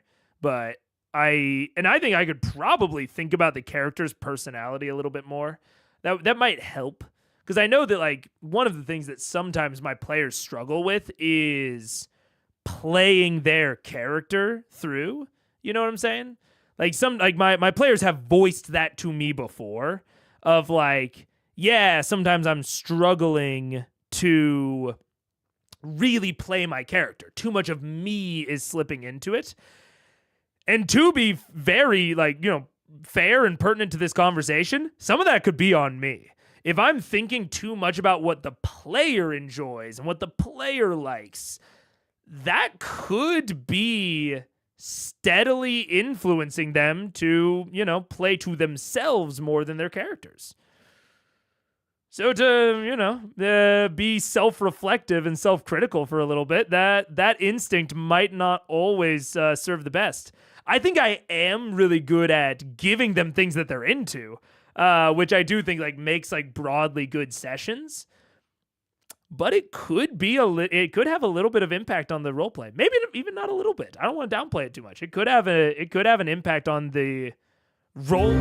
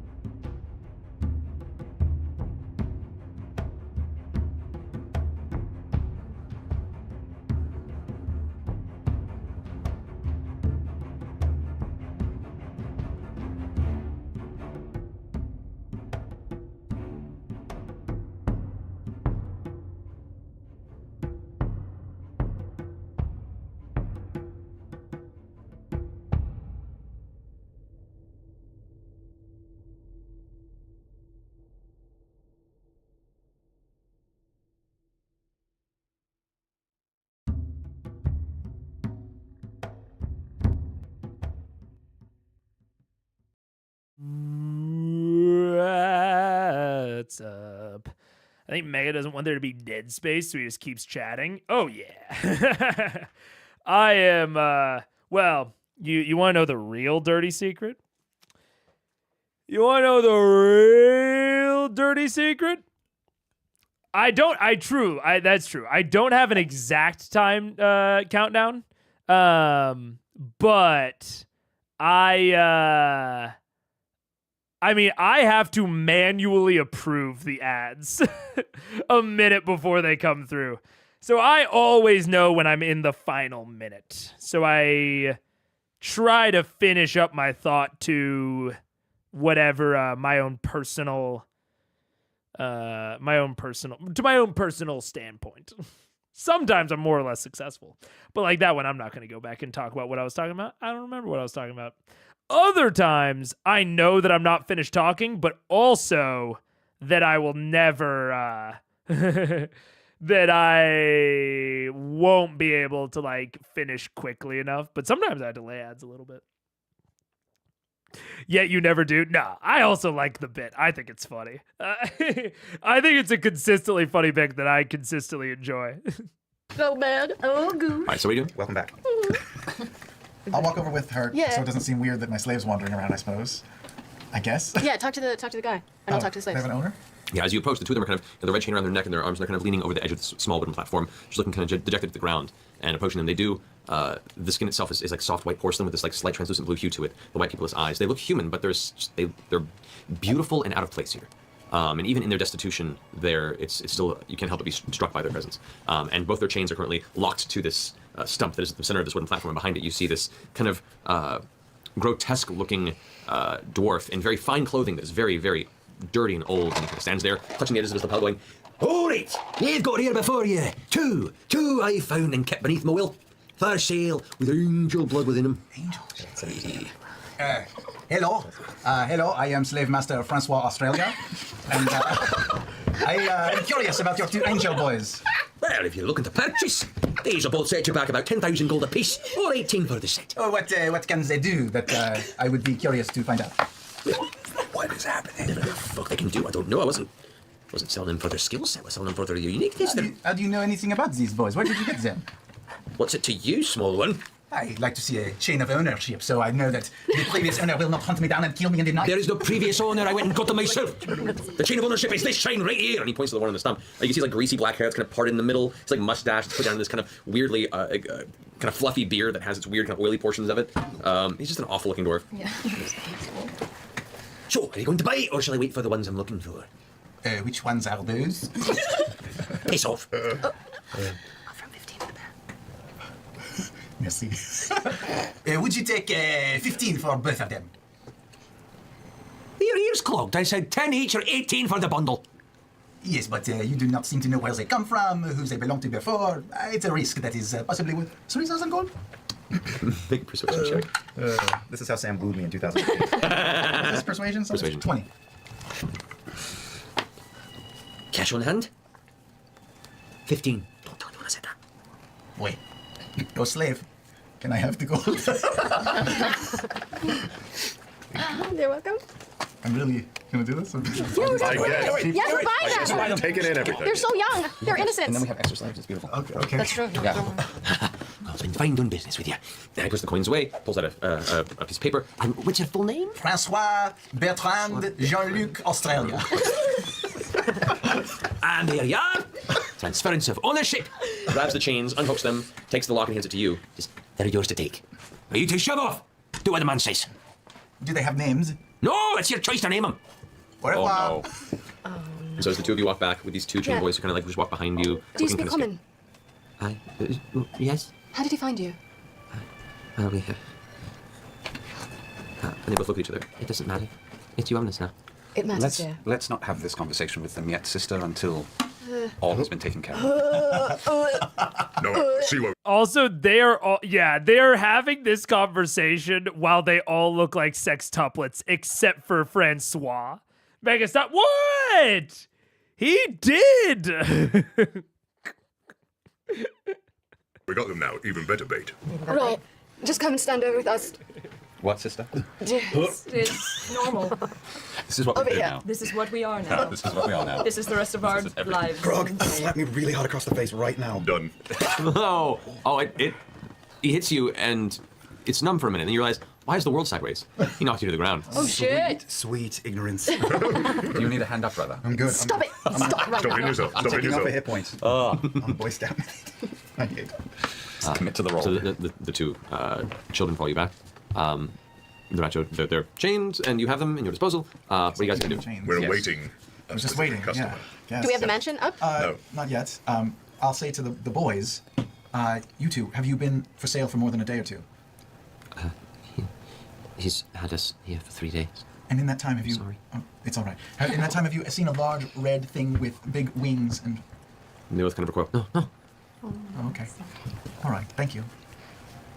Why we just wait? I suppose. Yeah, I guess so. Want to go buy a few more? No, Jesus. that's sorry. I'm sorry. I Like just. angels for sale. Yeah, all the puppies and kittens. We're gonna have all the puppies and kittens. Did you drop a bunch of gold on them? No. We got an amazing deal. Like how much? Like 50 gold. It was so affordable. I want to do an insight check on that. Go for it. That's ridiculous. bullshit. That's ridiculous. A triple advantage. That's okay. Insight check. That's 22. Make a deception check. With my gold. How about with my gold? Turds. Yikes. No, I don't win. She is lying through her teeth. You're an idiot, and I'm very proud of you. Don't do that again. How much did you dump? Don't talk to me right now. Just don't. What if I were to do a very strange accent? No, it's also not attractive. None of it. None of it. What if you were to talk like Vex? I have found. I'm your brother. Just put your hand up here like this Okay. when you're talking to them, and then because Percival sounds like Percival. Okay. So, Got it. While they're talking, Keyleth, you notice across the way, the dwarf that they'd spoken to and purchased these two from has like packed up his things and looks around, pulls a wand out, does it in a large circle, and him and his kiosk vanishes. we fit right in. Oh, see, look, there's a lot of pop-up vendors here, guys. Good to know. So if you summon your magical room, Maybe it'll be more impressive. Actually, Makes if you sense, summon- Can I survey the road in the direction of the embassy? Do we see anything? Make a perception check. Natural one. Oh, man. You look over in the direction of the embassy, and you stare at the embassy. And it's from this far away. It's hard to make out the shape, but It looks like a letter, you only know two. Pick one. and I stay there. G or an R is what you got. That's so sad. That's so sad. I could try and scry on them. Oh, yeah, scry again, scry again. Somebody else You wants to guys, check the road for. I I was want gonna say, to. there's like an alley behind us that we kind of set up in front of. Yes, it's now it goes behind you for about 20 or so feet, and then it curves off. Does anyone seem to be behind the alley? From what you can see currently, no. Scanlan, Oi. do you want to come with me back into the alley for a little bit and kind of watch in case anyone sees? You can be just giving me a good. Well, and I think that this, and I won't get too deep into it because we had this conversation kind of the first stream, but I truly do think that this is sort of part of the both strengths and weakness, but the aspect of where they are. They aren't in a slaving market in Ank'Harel, right? I don't think slaves are illegal in Ank'Harel, but say they were, right? They aren't in a slaving market in like one part of the material plane where they can potentially have an impact. Like, to me, it's almost stranger that they even bought the two slaves. It feels like, yeah, I think the alignment change is why it's brush past and she's chaotic good now. Yeah, but it's like, I think like broadly, the reason that they're kind of ignoring it is because if they delved too much into it, there's nothing that they can do about the current situation. Them buying these two slaves out of the hundreds, probably thousands, probably hundreds of thousands of others in the city of Brass and the surrounding area is kind of just pissing into the wind. Like,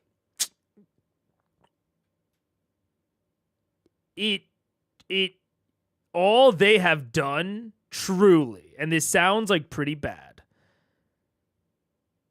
but they have mostly had the impact of supporting the slave trade here.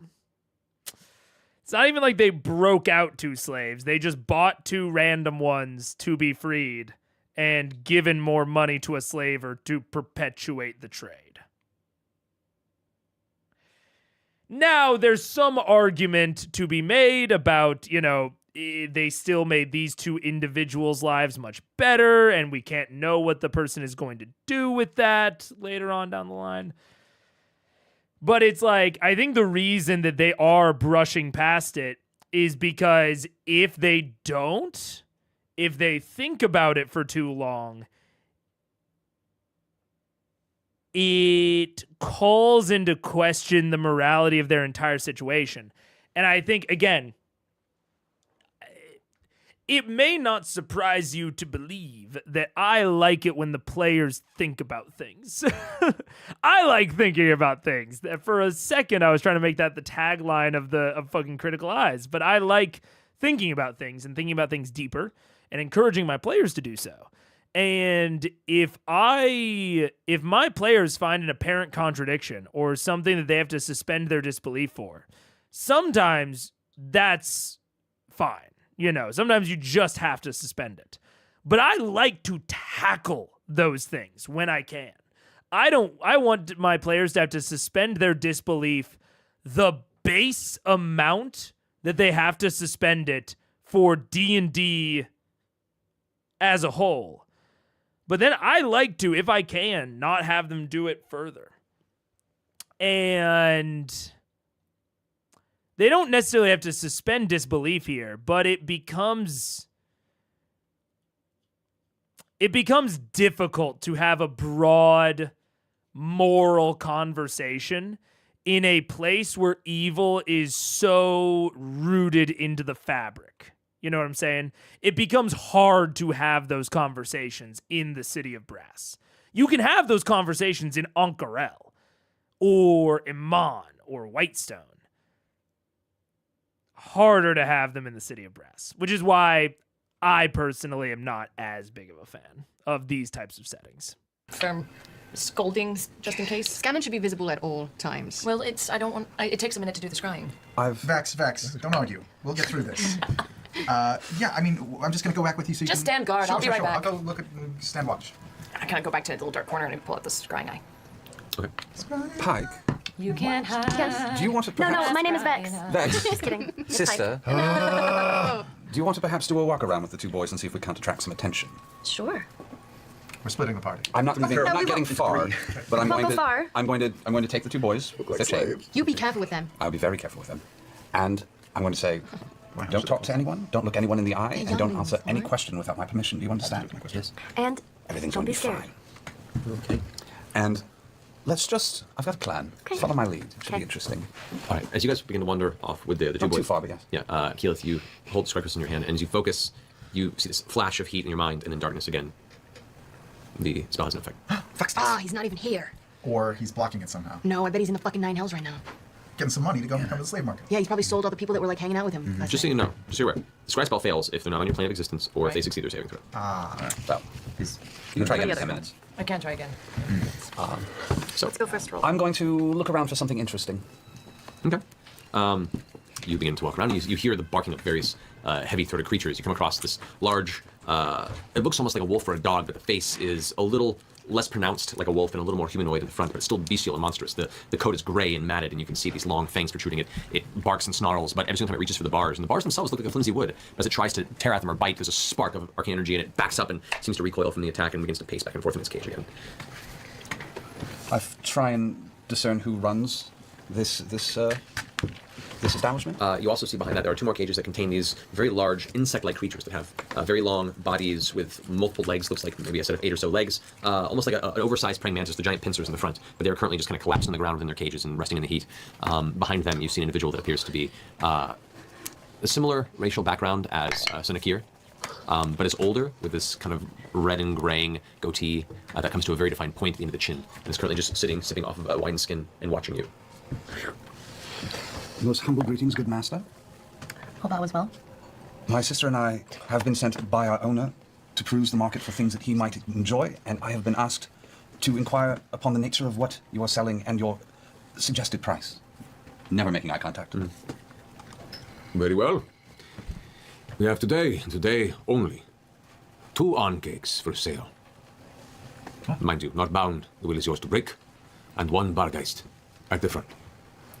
Prices: the on cakes for 500 gold apiece. The bargeist, 8,000 gold. My master is always interested in creatures of unusual disposition, and he will be excited to know what you have for sale. I thank you for your time.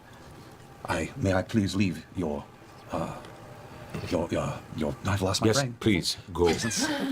I bow, I back off properly. Oh, okay. What are you feeding me in this cup? As time progresses and you guys have been wandering around, eventually the image does come across your mind as you wish to. Do you want to scry again? Yeah, whenever I can. Dude, that's a classic fucking mega line. That's or not even mega. I guess Jack at a party downing jungle juice and then blaming the person that's hosting the party, be like, "Oh, what are you feeding me in this cup?"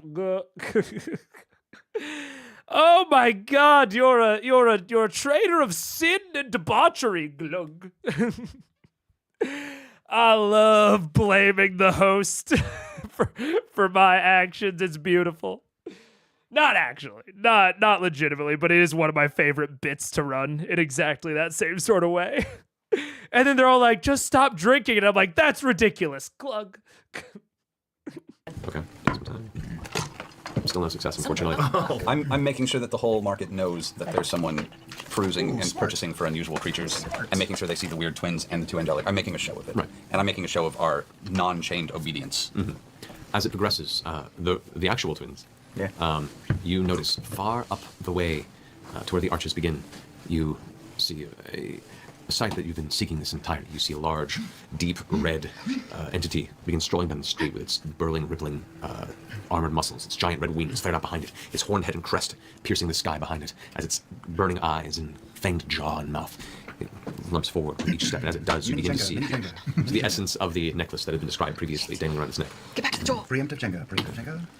All right, we go back to the sales area. We're not going to hurry. We're going to meander so that maybe we get seen. He gets a glimpse, yeah. All right. Can I tell you something really quick? I'm super impressed with you. That was very kind. That's it. Get ready. As you guys wait in the spot that you've chosen, the pit fiend, as you've rightfully designated at this point, begins walking through and slowly making its way through the crowd. As it glances around, you can see it strolling up to a few bars and kind of just like running its claws across them. You hear the sound of its very... There's nothing to it. Thank you, Chris Angel. You see it running its claws across the bars with a heavy cling, cling, cling, cling. And it just seems disinterested by many of the creatures that it passes by. Should I do something theatrical? Sounds good.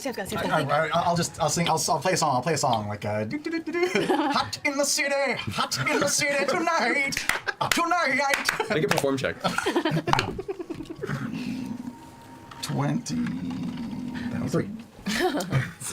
It begins to eventually cross paths through the alley where you guys are situated, and it kind of turns its head and looks down to you with your flaming beard and fire-wreathed head, playing your song, and it kind of like slows its gait ever so slightly, and it is an imposing and frightening entity. Even just being in its presence, even as you play the best you can, you feel everything almost slow down in its proximity as its sheer immensity passes you, leaving you in its shadow for a momentary bit of time. And in that moment, you feel the back of your neck stand on, and all the hairs kind of immediately come to full point. You feel cold and alone as it sends its eyes upon you, and then it moves its gaze beyond and continues walking. I'm going to walk by with the slaves. Okay, so you come by the other direction. As you guys finish your meandering, as you walk by, it looks at the two boys that you've procured and slows. I'll call out to Percy. It's no use. No one has enough money for our slaves. Forget it. We should clean up and go home. Of course, master. Of course, sir. We tried so hard. The pit fiend has turned about and is just standing there with his arms crossed, watching this transpire, maybe halfway up the block where you guys had set up. Its eyes narrow, the kind of bright spark of yellow light that situates where its face is. It saunters up in your direction, looks over to where the rest of you are, and where the two... Is he coming over? He's heading in your direction. Okay, I'll summon the magnificent mansion door, and I'll say to the slaves, all right, it was worth a try, but we must pack it in for As you're saying this, the pit fiend puts a hand up, and its mouth doesn't move. But you hear a voice pierce you deep inside your head. Oh, shit. It says, "Stop. I have discourse to make with you, small one. But of course, I am here to sell if you are here to buy. I have interest with your Asamir. They are for sale for a good price. I've already brought them into the mansion. I've already handed them off and said, put them very far downstairs. Hide them. You bring them into the mansion? Oh yeah. I brought them into the mansion and have put them downstairs. The servants are taking them down. Okay, we have already packed up for the day, but if this is a serious business proposal, I can go in and fetch them. The creature kind of leans down towards you. The pit fiend's very presence itself, almost causing the air to vibrate around you. Though it is not the largest creature that you've faced. You know what I did just think about? Which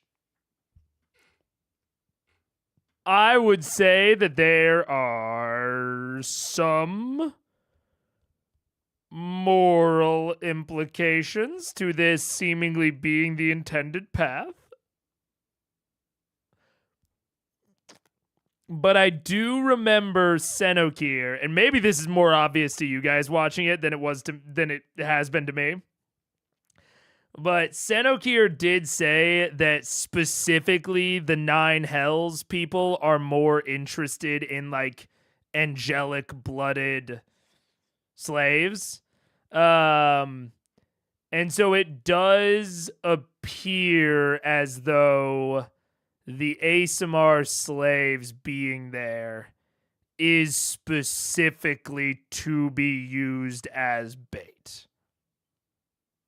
It does, in retrospect, it does seem like that was pre-established. And I didn't think about it because they mostly took that as, okay, we can change our appearance, we can be illusory. But when they didn't become illusory, then Matt just put some ASMRs there.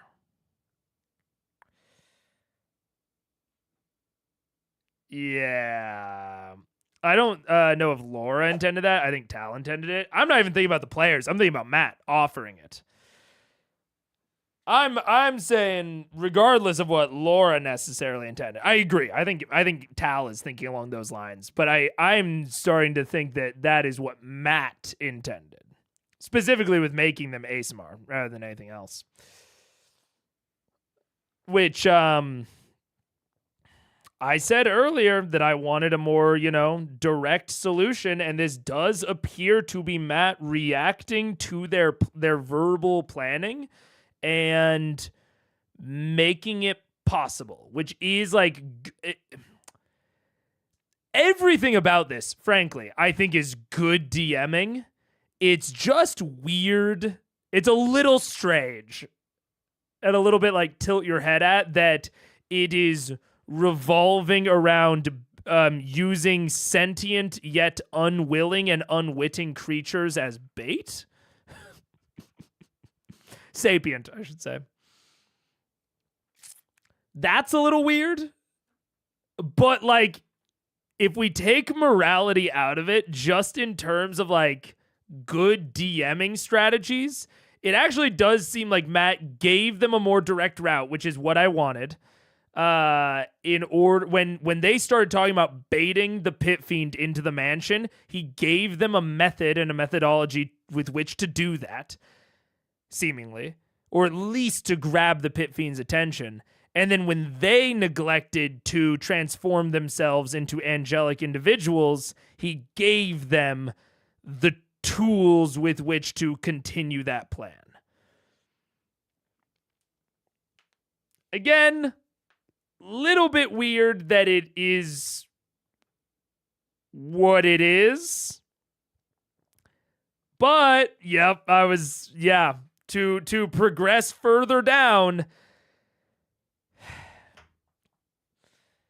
we are in this location. It is a pit fiend that is specifically in a slave market looking to buy slaves. Out of the options at your disposal as a DM, this is a natural one to pick if morality is discarded, and it does become...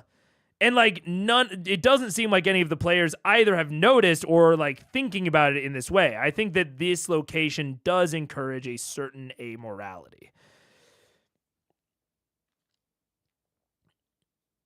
So I'll give it a good DMing strategy rating. Does go towards my overall thing about not loving City of Brass, but it is using the kids as bait, but they have been put in the mansion where the pit fiend can't get them, so it's not like they're in danger. I don't know, it's weird. Yeah, it's all just a little odd. Like, it doesn't quite pass the sniff test, but, like, looking at it closer is like, well, maybe it's not that bad, but it still doesn't feel like it passes the sniff test, So I don't know. I'm going to ignore the morality for kind of the rest of the time that we're in the City of Brass. I think that's just going to be better overall. Just for the course of this stream.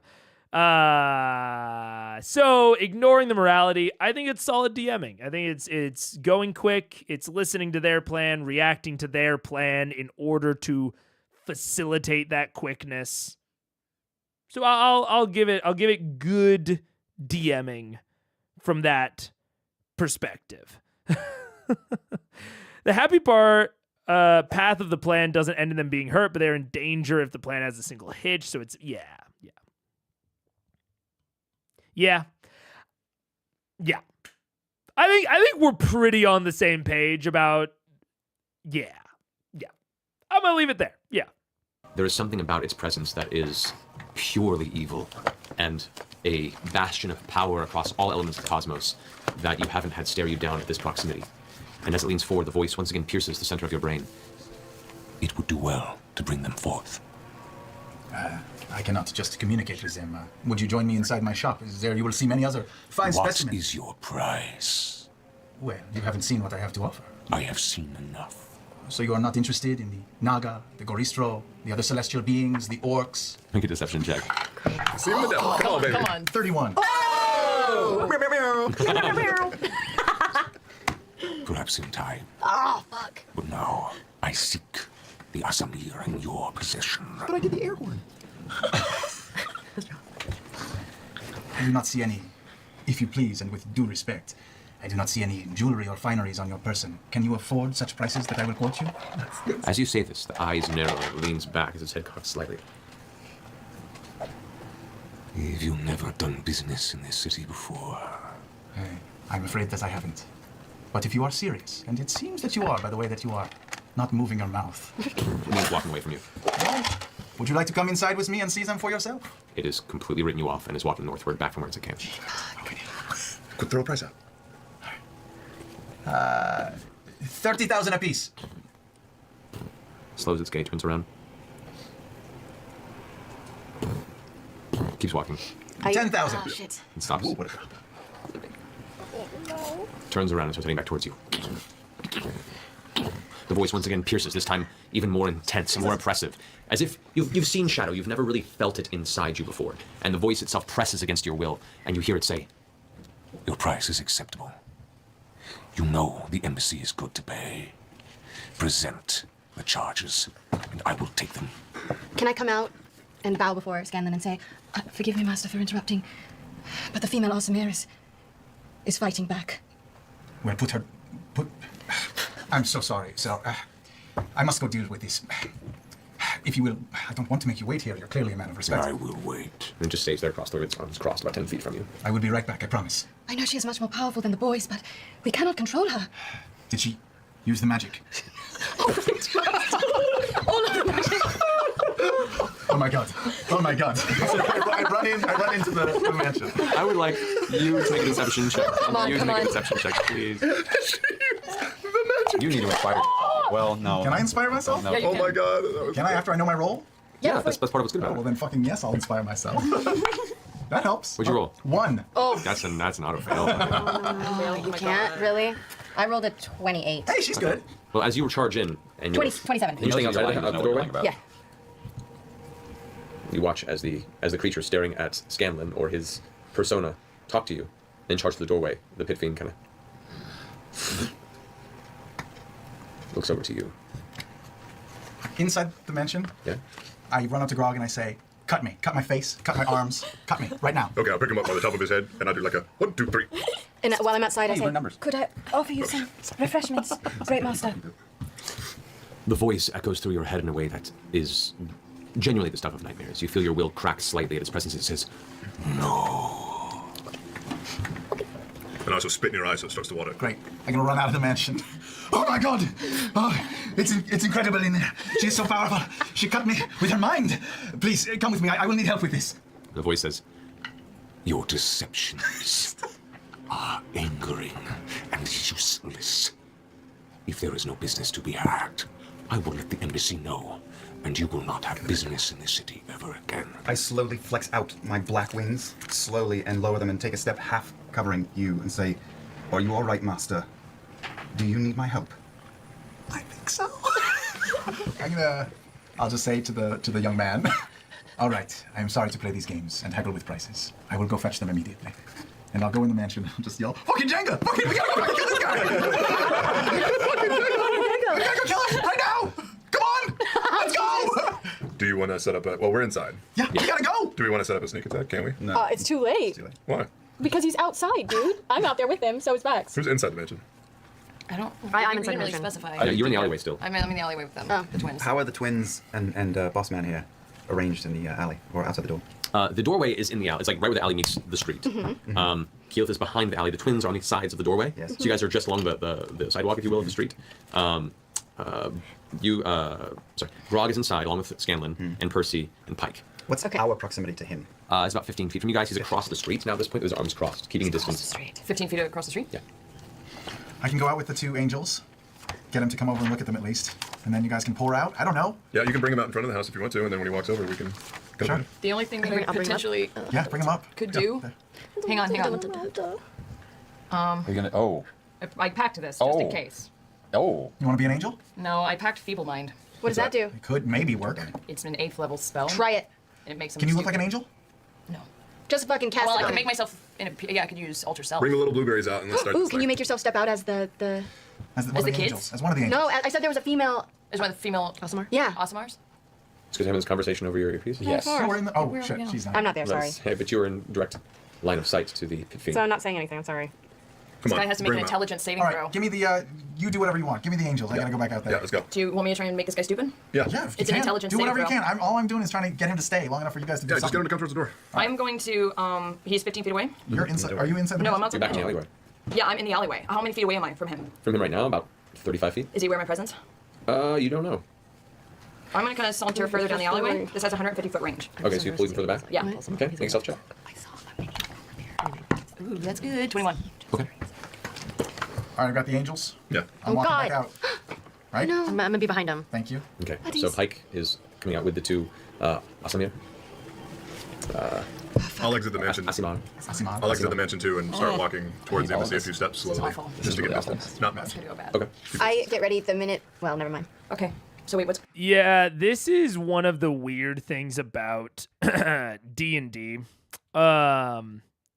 And not to brag on Blades in the Dark too much, but Blades in the Dark does, I think, handle this particular type of situation pretty well within its mechanics.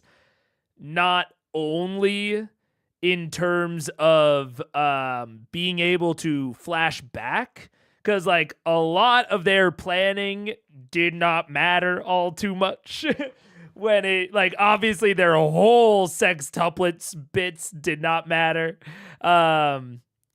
which that was just like them having fun, but like a lot of their planning just didn't end up mattering. And it would have been nice if they could have planned more specifically for how this Pit Fiend fight ended up going.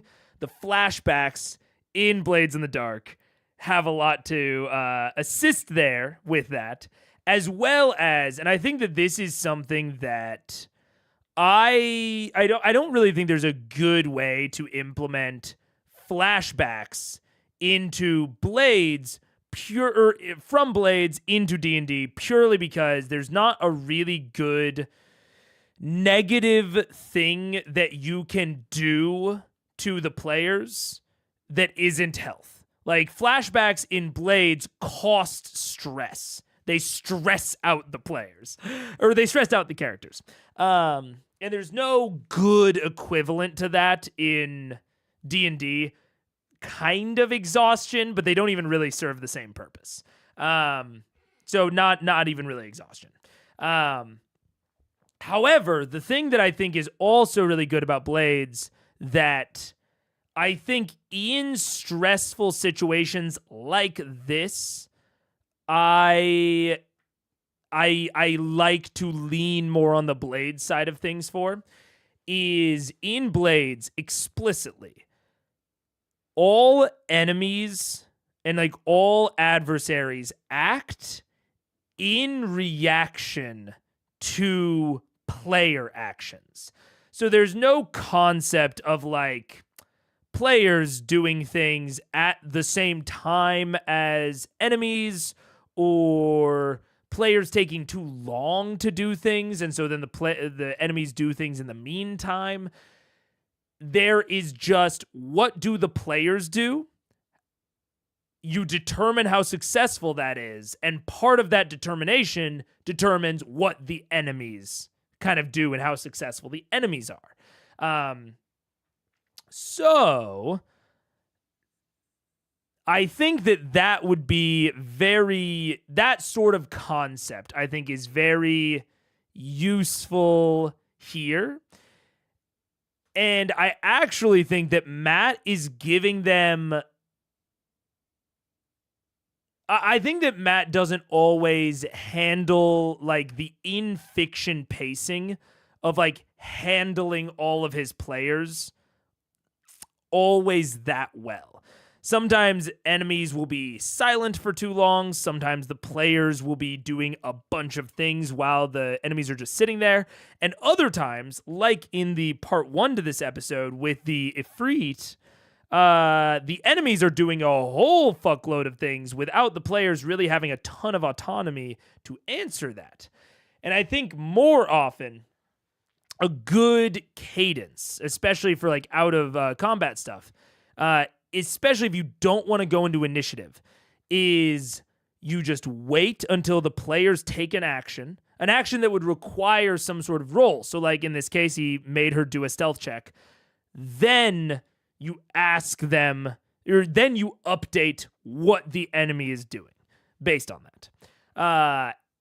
And until they do something, the enemies don't really update. But before then, the players can like talk as much as they want, if that makes any sense. It's hard to like really illustrate exactly how it feels so different without you experiencing it, but it feels drastically different to what's happening now. Like, even as the words are coming out of my mouth trying to explain the difference, I'm like, oh, well, that sounds like what Matt is doing here. But in practice, it is different. Like, one of the things that I have prepped for this summer is I want to do more Bit D stuff, just so that I can reference it back for you guys, and so that you guys like can watch it to like understand more of what I'm saying.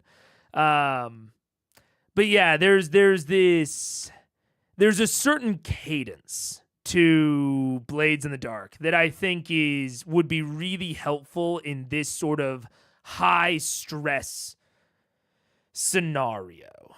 Yeah. And that I think would be very, very useful for them right now in this specific situation. Because again, the flashbacks, not implementable, I don't think. But that cadence of action-reaction is much more implementable. We flash back to planning on when we get the pit fiend to the door. I'll cast a spell. Oh, so... I mean, obviously, this is partially a joke. But to be clear, if I've ever mentioned flashbacks before, flashbacks do not flashback into the heist. So there is essentially the equivalent of downtime. For those who have played Bit D, I'm kind of misusing words, but I'm trying to communicate it to D&D players. There's basically the equivalent of downtime, and then there is the heist, which is... or the scores, which are more real time, like what we would consider like normal D&D play. And when you are in the real time segment, when you flash back, you only flash back to before the beginning of the score. So you are flashing back to the prep and the planning for the score, not to a previous point within the score. Only to things that could have been like implied, if that makes sense.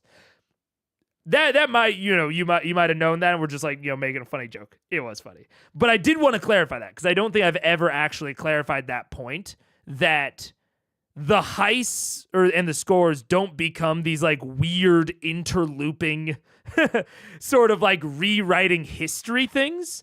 A flashback doesn't rewrite history. It only enacts implied history that could have legitimately happened and will now have an impact on the score moving forward. But they're never rewriting things that happened in the score previously. There's no rewriting history in Blades. There's only establishing history that could have been possible with what we currently see, but that might have a different impact on things moving forward than if we never saw it. Shockingly, the Pit Fiend was not a fan of entering the mysterious magical door. Who could have guessed? Yeah. Anyways.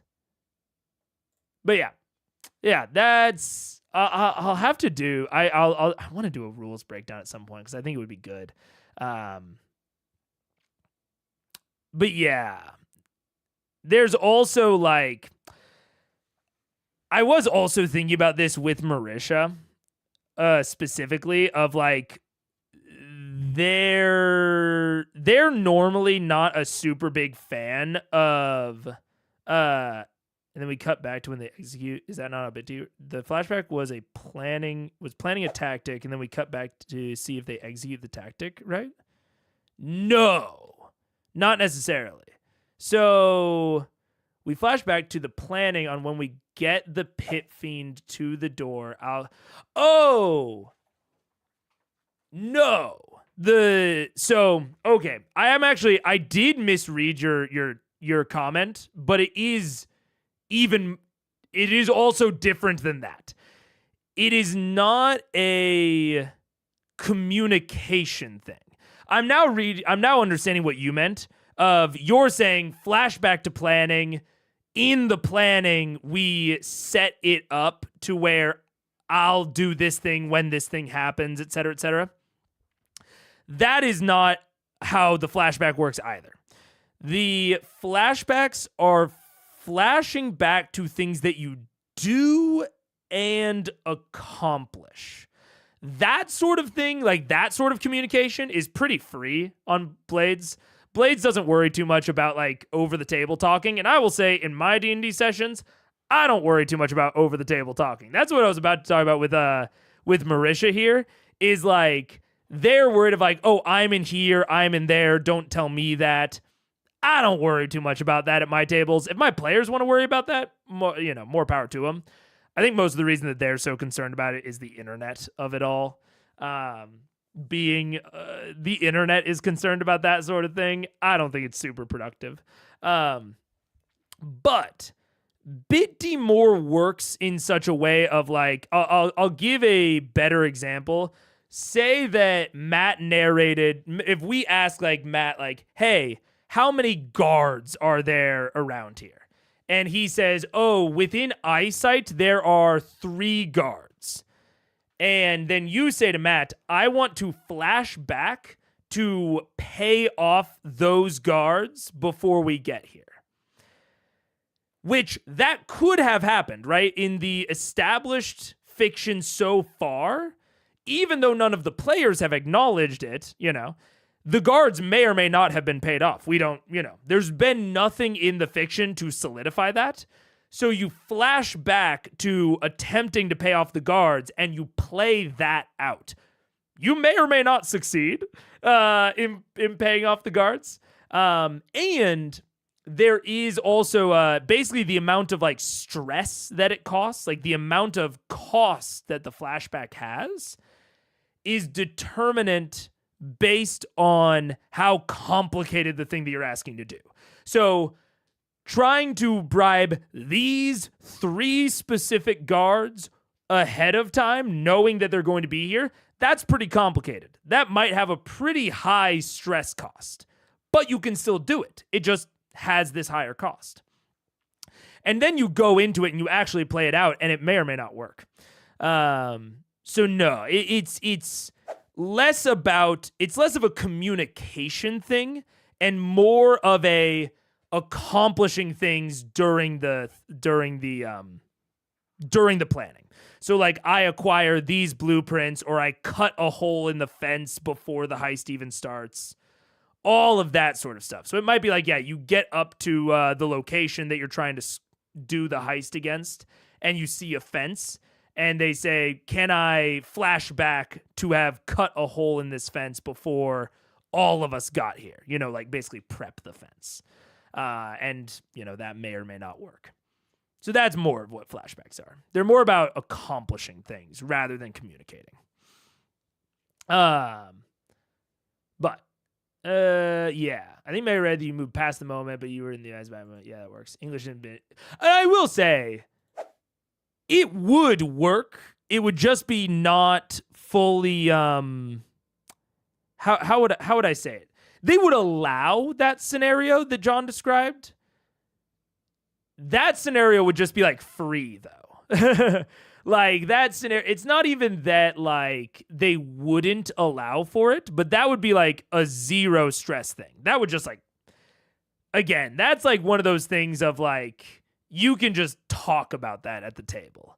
There's no restrictions kind of on there. So I would, yeah, that's kind of how I would put it. In that case, it would be like a zero stress flashback, I guess, if you want to put it that way. Or at least that's how I would run it at my table. Because that's like such a low complication thing. That's like so free that you might as well just do it.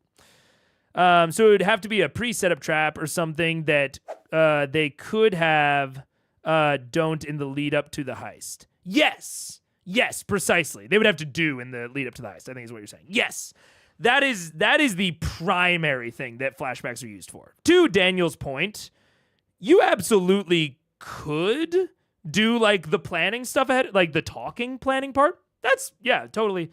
I shouldn't have acted like that was like precluded from the flashbacks. It's certainly allowed. I just wouldn't pin any cost to it. I would consider that more free. But yes, precisely. So the flashbacks are purely for things that they could have done before the start of the score. And the whole point is so that you don't have to act all that stuff out ahead of time. Because that's the sort of stuff that is most of the time impossible to predict, but is more fun to pretend like you did predict it. And is like incredibly boring to try and like plan all that out ahead of time. Yes. Yeah. Anyways, I don't see there are always uses for flashbacks. But in this one, I think the more pertinent kind of Blades style is that I would pick up here in this like very stressful scene is a player does something that requires a roll, then I update the enemy. The player does something that requires a roll, I update the enemy. And that's like kind of the cadence that I would have here. And they can take any amount of implied time kind of between that. Yeah. What are you doing? I'm just going outside with the two. You exit with the chain, the reddish chains in hand, and both of the boys exit with you. And as soon as they walk out of the portal and they see across the way the pit fiend standing with his arms crossed, they both you can hear like the breath escape their lungs as the fear hits them, and the pit fiend's arms go lax. You can see a bit of a smile on his face now, and it looks like its pensive frustration and waiting has been expended. And the voice says, "You will be paid." All right. Money first. I don't know if I can bargain with this thing. Here, As he your goes to chains. hand over the chains, right as he goes to reach for it, I'm gonna do Feeble Mind. Feeble Mind, okay. Jesus fucking Christ. Don't listen, hit me, babe. Alrighty, what's the DC on this? He's gotta make an intelligence saving throw. Correct. And what's your spell DC? 19. 19, Oh, okay. God. Oh, Natural one. Come on. It's gotta be. All right. As it takes one step forward towards Scanlan, you, in the back of the alleyway, extend your finger and you watch as this slight shift of light kind of travels forward, like a slight ripple, almost like a miniature breaking of the sound barrier, strikes across the air and seems to collide with the front of the pit fiend. As it hits, the energy dissipates, not affecting its form. You watch as the pit fiend suddenly, its attention. He takes 46 psychic damage. He does. Was Scanlan just walking towards him, or had they gotten right up against each other? I release Trinket from my crystal necklace. All right, so he takes. Fuck. I'm so curious as to the likelihood of that working. I think it's a good idea, frankly, because they at this point the jig is kind of up. Wait, why am I looking up Feeble Mind? I need to look up Pit Fiend. Pit Fiend D&D. I'm sure it has LR. No, it doesn't have LR. Look at that. Look at that. Ooh, magic resistance. Okay. So it's unfortunate. What's its int? Ooh, +6. +6. So the average of what it's rolling is 16.5. It only needed to get a 13. That's tough. That's tough. And it has advantage. So that the Pit Fiend is saving against that more often than it isn't because of the advantage. But that's tough. That's tough. Look at the senses. True sight, passive, perception 14. It's got telepathy. Yeah, the true sight 120. So it's not seen them as the sextuplets this whole time. This is something interesting. I actually want to see. Your vision pierces through the following. Visual illusions. Visual illusions appear transparent to you. What does transparent mean? This is a question I would have as a player. Obviously, none of the players know that it has true sight, but if I found out and I was looking up true sight, I would legitimately have this question for my DM as a player, because I think this is up to interpretation. Birds run into windows, right? Like, birds can run into windows because they're so clear and so transparent. Does an entity with true sight know that the illusion is there? I think that is an open question based on this wording. Does an entity with true sight know that they are looking through an illusion, or does it just happen automatically? They don't even know that there's an illusion there. You know? My brain assumes a translucence effect, right? Right? Yeah. Translucent, I think, would very much imply a level of knowledge that the illusion is there. I think it's very, DM dependent, but that is an interesting facet of this, of does the Pit Fiend even know that they're trying to deceive him or not? Yeah. They look through, like, they have a see-through toil around them. I think that is a very fair interpretation of it. But yeah, it's interesting. Discern is also true. Discern is also interesting because that makes it sound like they don't actually see it. They can actively discern it. Which, does that mean that if you have a body transformation that changes your face, a la a changeling or something like that, does the Pit Fiend just know that you are a changeling and thereby your basic form is a generic changeling form? Or does it know your exact, like, facial features? Basically, can it see the baseline version of your face, or does it just know that you have a baseline version that is not the current face? I'd say lots of ambiguity there that I've never really looked at before. Yeah. Pit Fiend fooled by windows confirmed. I'm saying, dude. Because if it is the translucent interpretation, which I think is the more, like, reasonable, like, or the more natural interpretation, then wouldn't the Pit Fiend have been, like, kind of on them this whole time about, like, why are you in illusions? I don't know. That's interesting. That's an interesting aspect. But yeah, I think most people would work to a translucent. I think so too. Yeah, so that's, tough. I think that was still a decent idea, but he is succeeding on that more often than not. Yeah. I think I'd rule that changelings can fool them. It's not an illusion, and the shapeshifting isn't really magic. Oh, did the transformation say magical transformation? Well, that is a whole discussion on what magical transformation. Oh, that has been transformed by magic. Interesting. So are changelings magical inherently, or is it a natural biologic process? That's like a lore implication right there. Yeah. Interesting.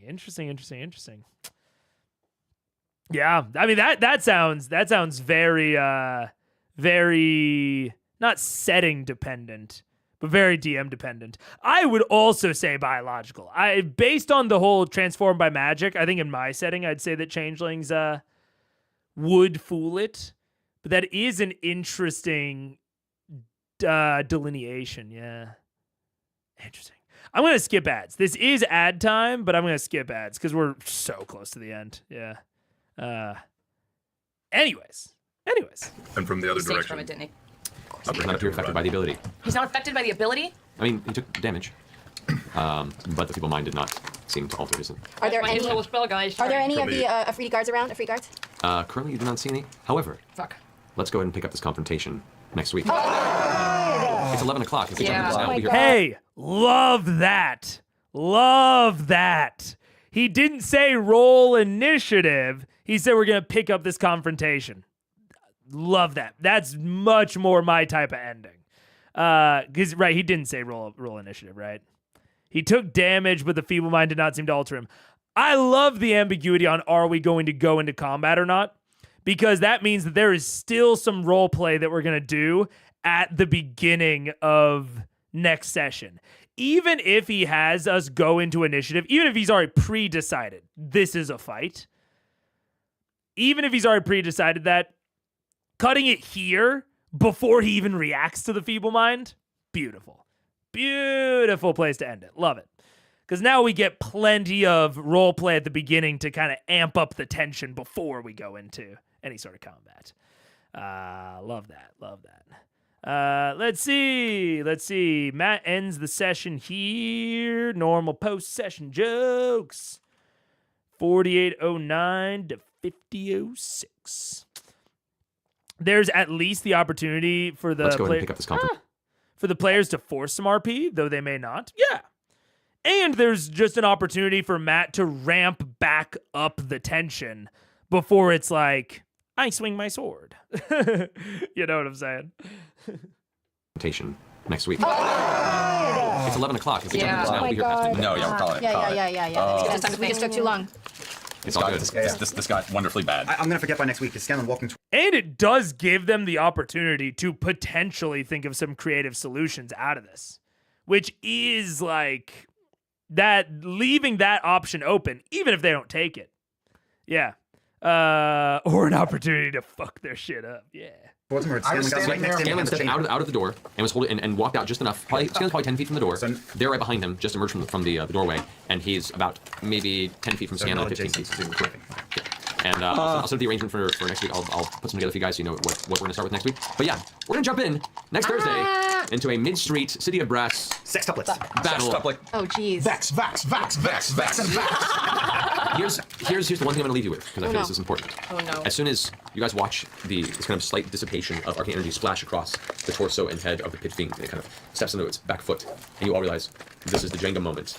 As you're preparing to go into battle, you watch as the pit fiend narrows its eyes, and then from immediately to its left, a small localized gateway tears open, and out from it you watch a humanoid female with large red feathered wings, carrying some sort of glowing lasso or rope at her side, armor, and a large weapon with a bow slung across her shoulder. Flies out next to the pit fiend. You reign. Ah, fuck. And that's what we'll pick up Fucking next week. assholes. So, We're doomed. Jump into the mansion. we'll see you guys Mansion's next still week. open? Thank you very much. Terrible person. Thank you, Ashley, for coming and playing. See you next week. You can do next week. Oh, you filming Thursday? Yeah. No. No. What you working on? I don't know. Stuffs and stuffs. Boo. Yay, bye. Interesting. I don't know what that is. I know what it is. Like I can picture the picture. in my head, but I can't remember the name. Are they going to be able to beat those?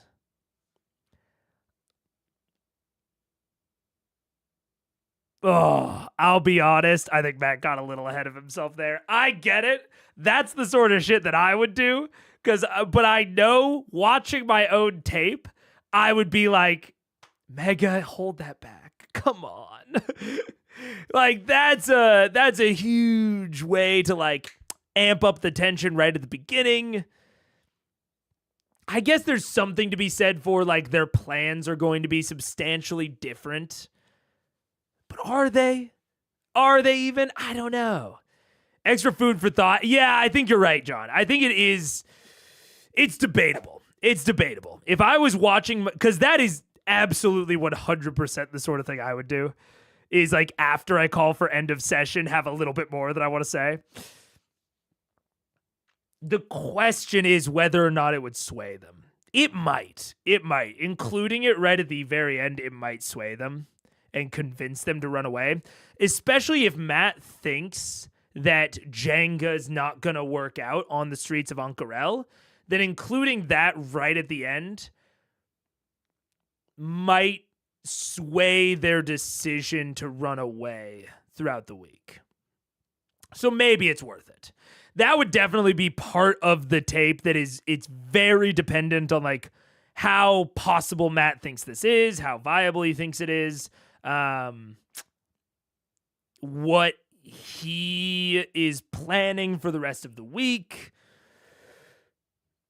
This is super dependent on what Matt is seeing behind the screen.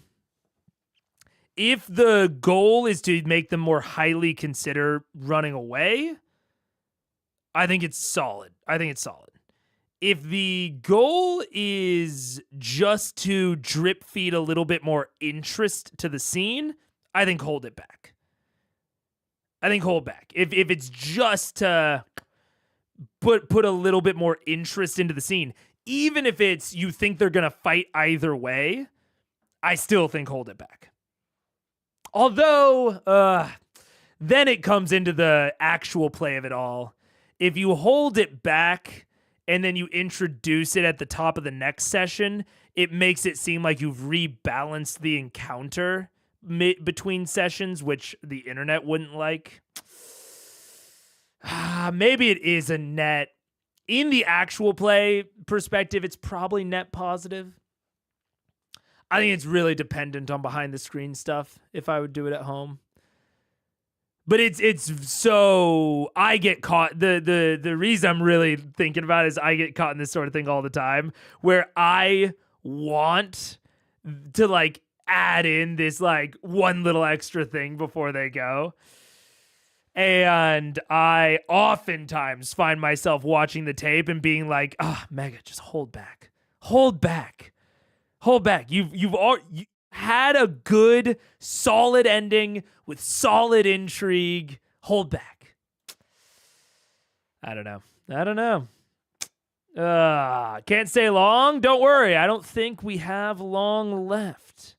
It would have been a great opening hook, but also a good bit of warning. Yeah, it's tough. Would feel more out of left field and a little unfair. I don't know. And as soon as the combat is second, I mean, it does kind of solidify the. I didn't necessarily think that they were guaranteed going into combat, but maybe they are. Yeah. I think they might mean the internet of it all. I generally don't remember if she's here or not next step. Yeah. If it's a fight they could legit lose, I'd err towards them letting them plan accurately. That is also fair. Yeah. It's definitely something I would think a lot about as a DM after the fact. I would be watching the tape. I would be really thinking about it hard. Because obviously I have my gut reaction, but you guys are swaying me. I'm still not sure, though. It's hard. It's hard to say. This is something I'm very uncertain on. Because I definitely know that I have a tendency, again, to want to put out more than I need to.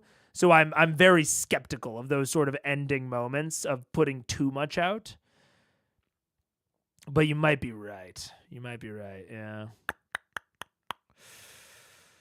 Yeah. What challenge rating is a single pit fiend? 20. So they have a pit fiend.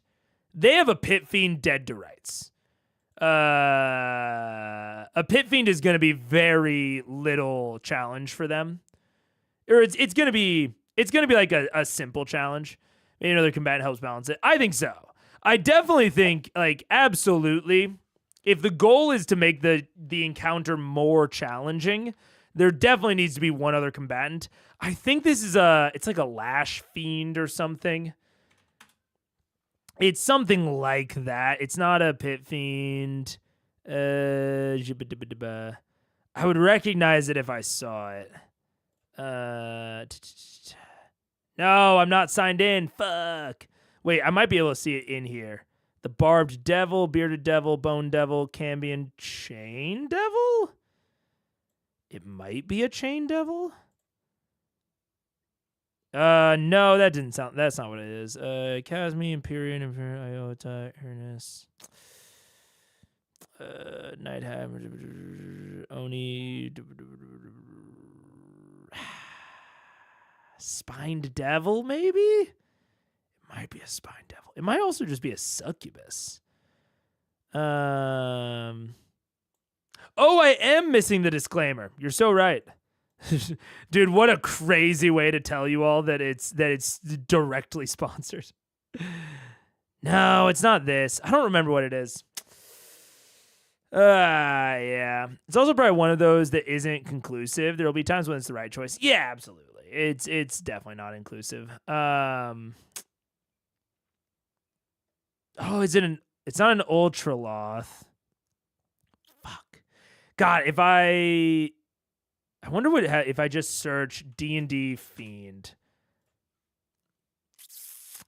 Is it one of these? I'm already forgetting how he described it.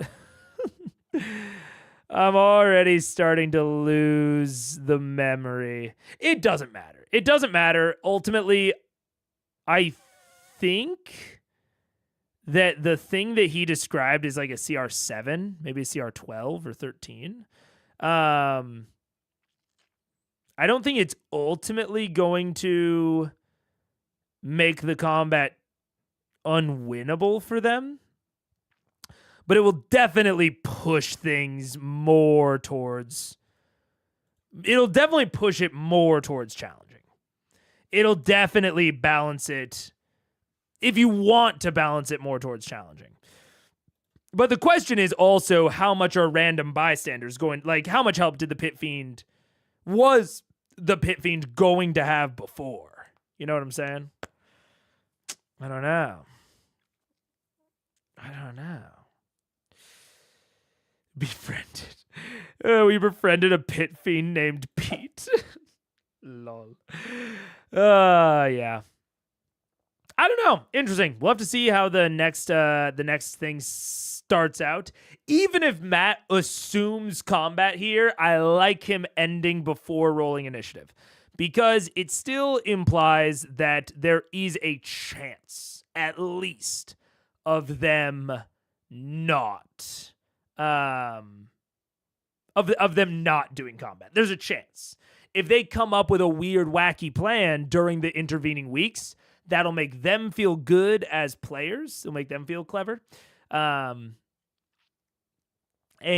also give some nice momentum to the beginning. So I like the ending no matter what. Even with the introduction of this secondary demon, I think it's totally fine. It'll all just, we'll have to see. We'll have to see. Even if they can't purely avoid combat, there's possibly something they can do pre-combat that might help as well. You don't like the automatic initiative assumption? Yeah.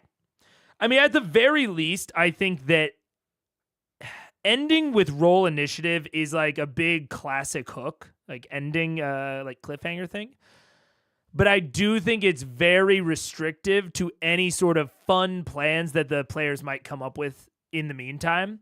Like, even again, I might see the timestamps from John and it's like heavy combat. But even with that, there is still a distinct possibility that they do some stuff before combat that maybe changes the situation or gives them an advantage or something, The fact that I know that we are not headed directly into combat gives some room for clever maneuvering before initiative is rolled, which you don't have if you roll initiative at the end. You just don't have room for that clever maneuvering, even on Matt's part. Like, I'm talking about it from the player perspective. On Matt's part, there's not room for clever maneuvering. They could, even if, again, combat is inevitable here, there's a decent shot here that he might want to slightly change the arrangement of things or, what have you. Add in more environmental effects that he might want to describe before initiative is rolled. I think there's a lot of benefit towards leaving some room at the beginning that both the players and the DM can use to introduce new concepts or strategies before initiative gets rolled. Because once initiative gets rolled, you're so locked in. It'd be so uncool to be like, I know we rolled initiative at the end of last session, but can we not be in initiative for a second? So, yeah. I won't say what the combatant type is, but we could tell you the CR now if you'd like, or we can just wait until. Yeah, we'll wait until next stream. It's fine. Ultimately, it doesn't matter that much. Yeah. Interesting. There's a chance that Matt wouldn't have been able to have the combat reveal if he'd had them roll initiative. Yeah. Also very true. It might have felt even more weird. Or, debatably, and this is why I say, maybe holding that back, because over the week break in between, he might have thought about it more, and he might have put that as a mid-combat reveal. I think it would be uncool. And this is why, again, I've found that I'm more successful when I hedge away from that extra stuff at the end of sessions. Because it could have even been a situation where, say, 2 turns into the combat, Pit Fiend's not doing well, or even 1 turn, and he gets out a little brass bell, and he spends an entire action, or one of his multi-attacks, to ring the bell. And Matt narrates a rift opening, but it's not fully open. Maybe it takes a turn to open, or 2 turns to open even. I think that could be a better way to introduce the second combatant as a mid-combat update. I do think it'd be very bad to just introduce it at the top outside of combat, but giving yourself as the DM some space to consider what would be the most fun way to introduce this rather than shoving it in at the end. Again, I think that there is there's a real argument on either side. There's a real argument on either side, and I think the right answer lies behind the screen, unfortunately. I think that the right way to do it is so dependent on what is behind Matt's screen, and we just can't know. But it's tough. It's tough. It's tough. What if it was like the Kevdak fight where the single combat ended the ep and then the others rolled initiative for the next step?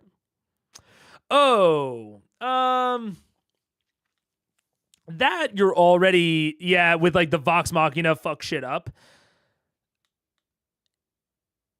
In that situation, and this is why, a lot of this stuff is very context dependent, which is why I love having Critical Role to analyze. I think Kevdak fight is one of the much more defendable rolling initiative at the end of the session. because I think that it really depends on the likelihood that you can do anything clever. But even then, I say I give it like a 50-50 on the Kev deck. I think, yeah, even with the Kev deck fight, I think that there's not much of like a ending difference, like how good the ending is or how cool it is between Vox Machina fuck shit up and Vox Machina fuck shit up, everybody roll initiative. I don't think that the everybody roll initiative has that substantial of an effect, and it locks them in. It locks a lot of their options down. Now, in that specific case, I say that it's more defendable because I think it's super unlikely that they would have chosen an avenue other than one that very quickly led them to initiative. So I think it's more defendable. But I still don't think that the rolling initiative in the Kevdak fight actually had like a benefit compared to not. I think it might have been equal to it. I think it might have been like totally equivalent. But I don't know that it had a distinct benefit. Whereas introducing this, I think that's like a lot of times my kind of thing is I think that not putting dice to table on like initiative at the end of the encounter, 90% of the time, it's going to be not rolling initiative is going to be better or at least equal to rolling initiative. Now, introducing the secondary combatant, I'm a lot more wibbly wobbly on that. I'm a lot more like that could go one of a dozen different ways.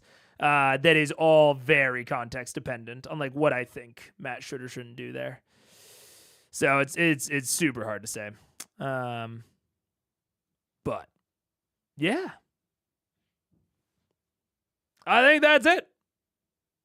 I think that is it. I will see you all on Wednesday. I really, especially while I'm doing all these collabs, I think other than like me and Paige gaming streams, I think it's unlikely that you'll see me for any other streams besides CR, which sucks. I really want to do some non-CR streams in between, but I'm spending more time like just doing admin and recording and all that stuff. So maybe and I think that that sort of stuff will start to sort of settle as March goes on. So I'm excited to get back to like streaming non-CR but non-page gaming stuff. But I don't know when it'll come back. We'll have to see. For some reason, I keep forgetting it's Sunday. Me too. So did you ending before at 11 p.m.? I know this was a short one. I kind of thought it would be, honestly. A lot of like, there's like no theorizing to do. I'm not really like worrying too much about the lore. Like I'm still paying attention to it, but I'm not like really like, firmly note taking. So I think that speeds it up a lot as well. But anywho, with all that, I'll see you guys on Wednesday for episode 76. John will talk about World Anvil and the DMs. Not a huge priority.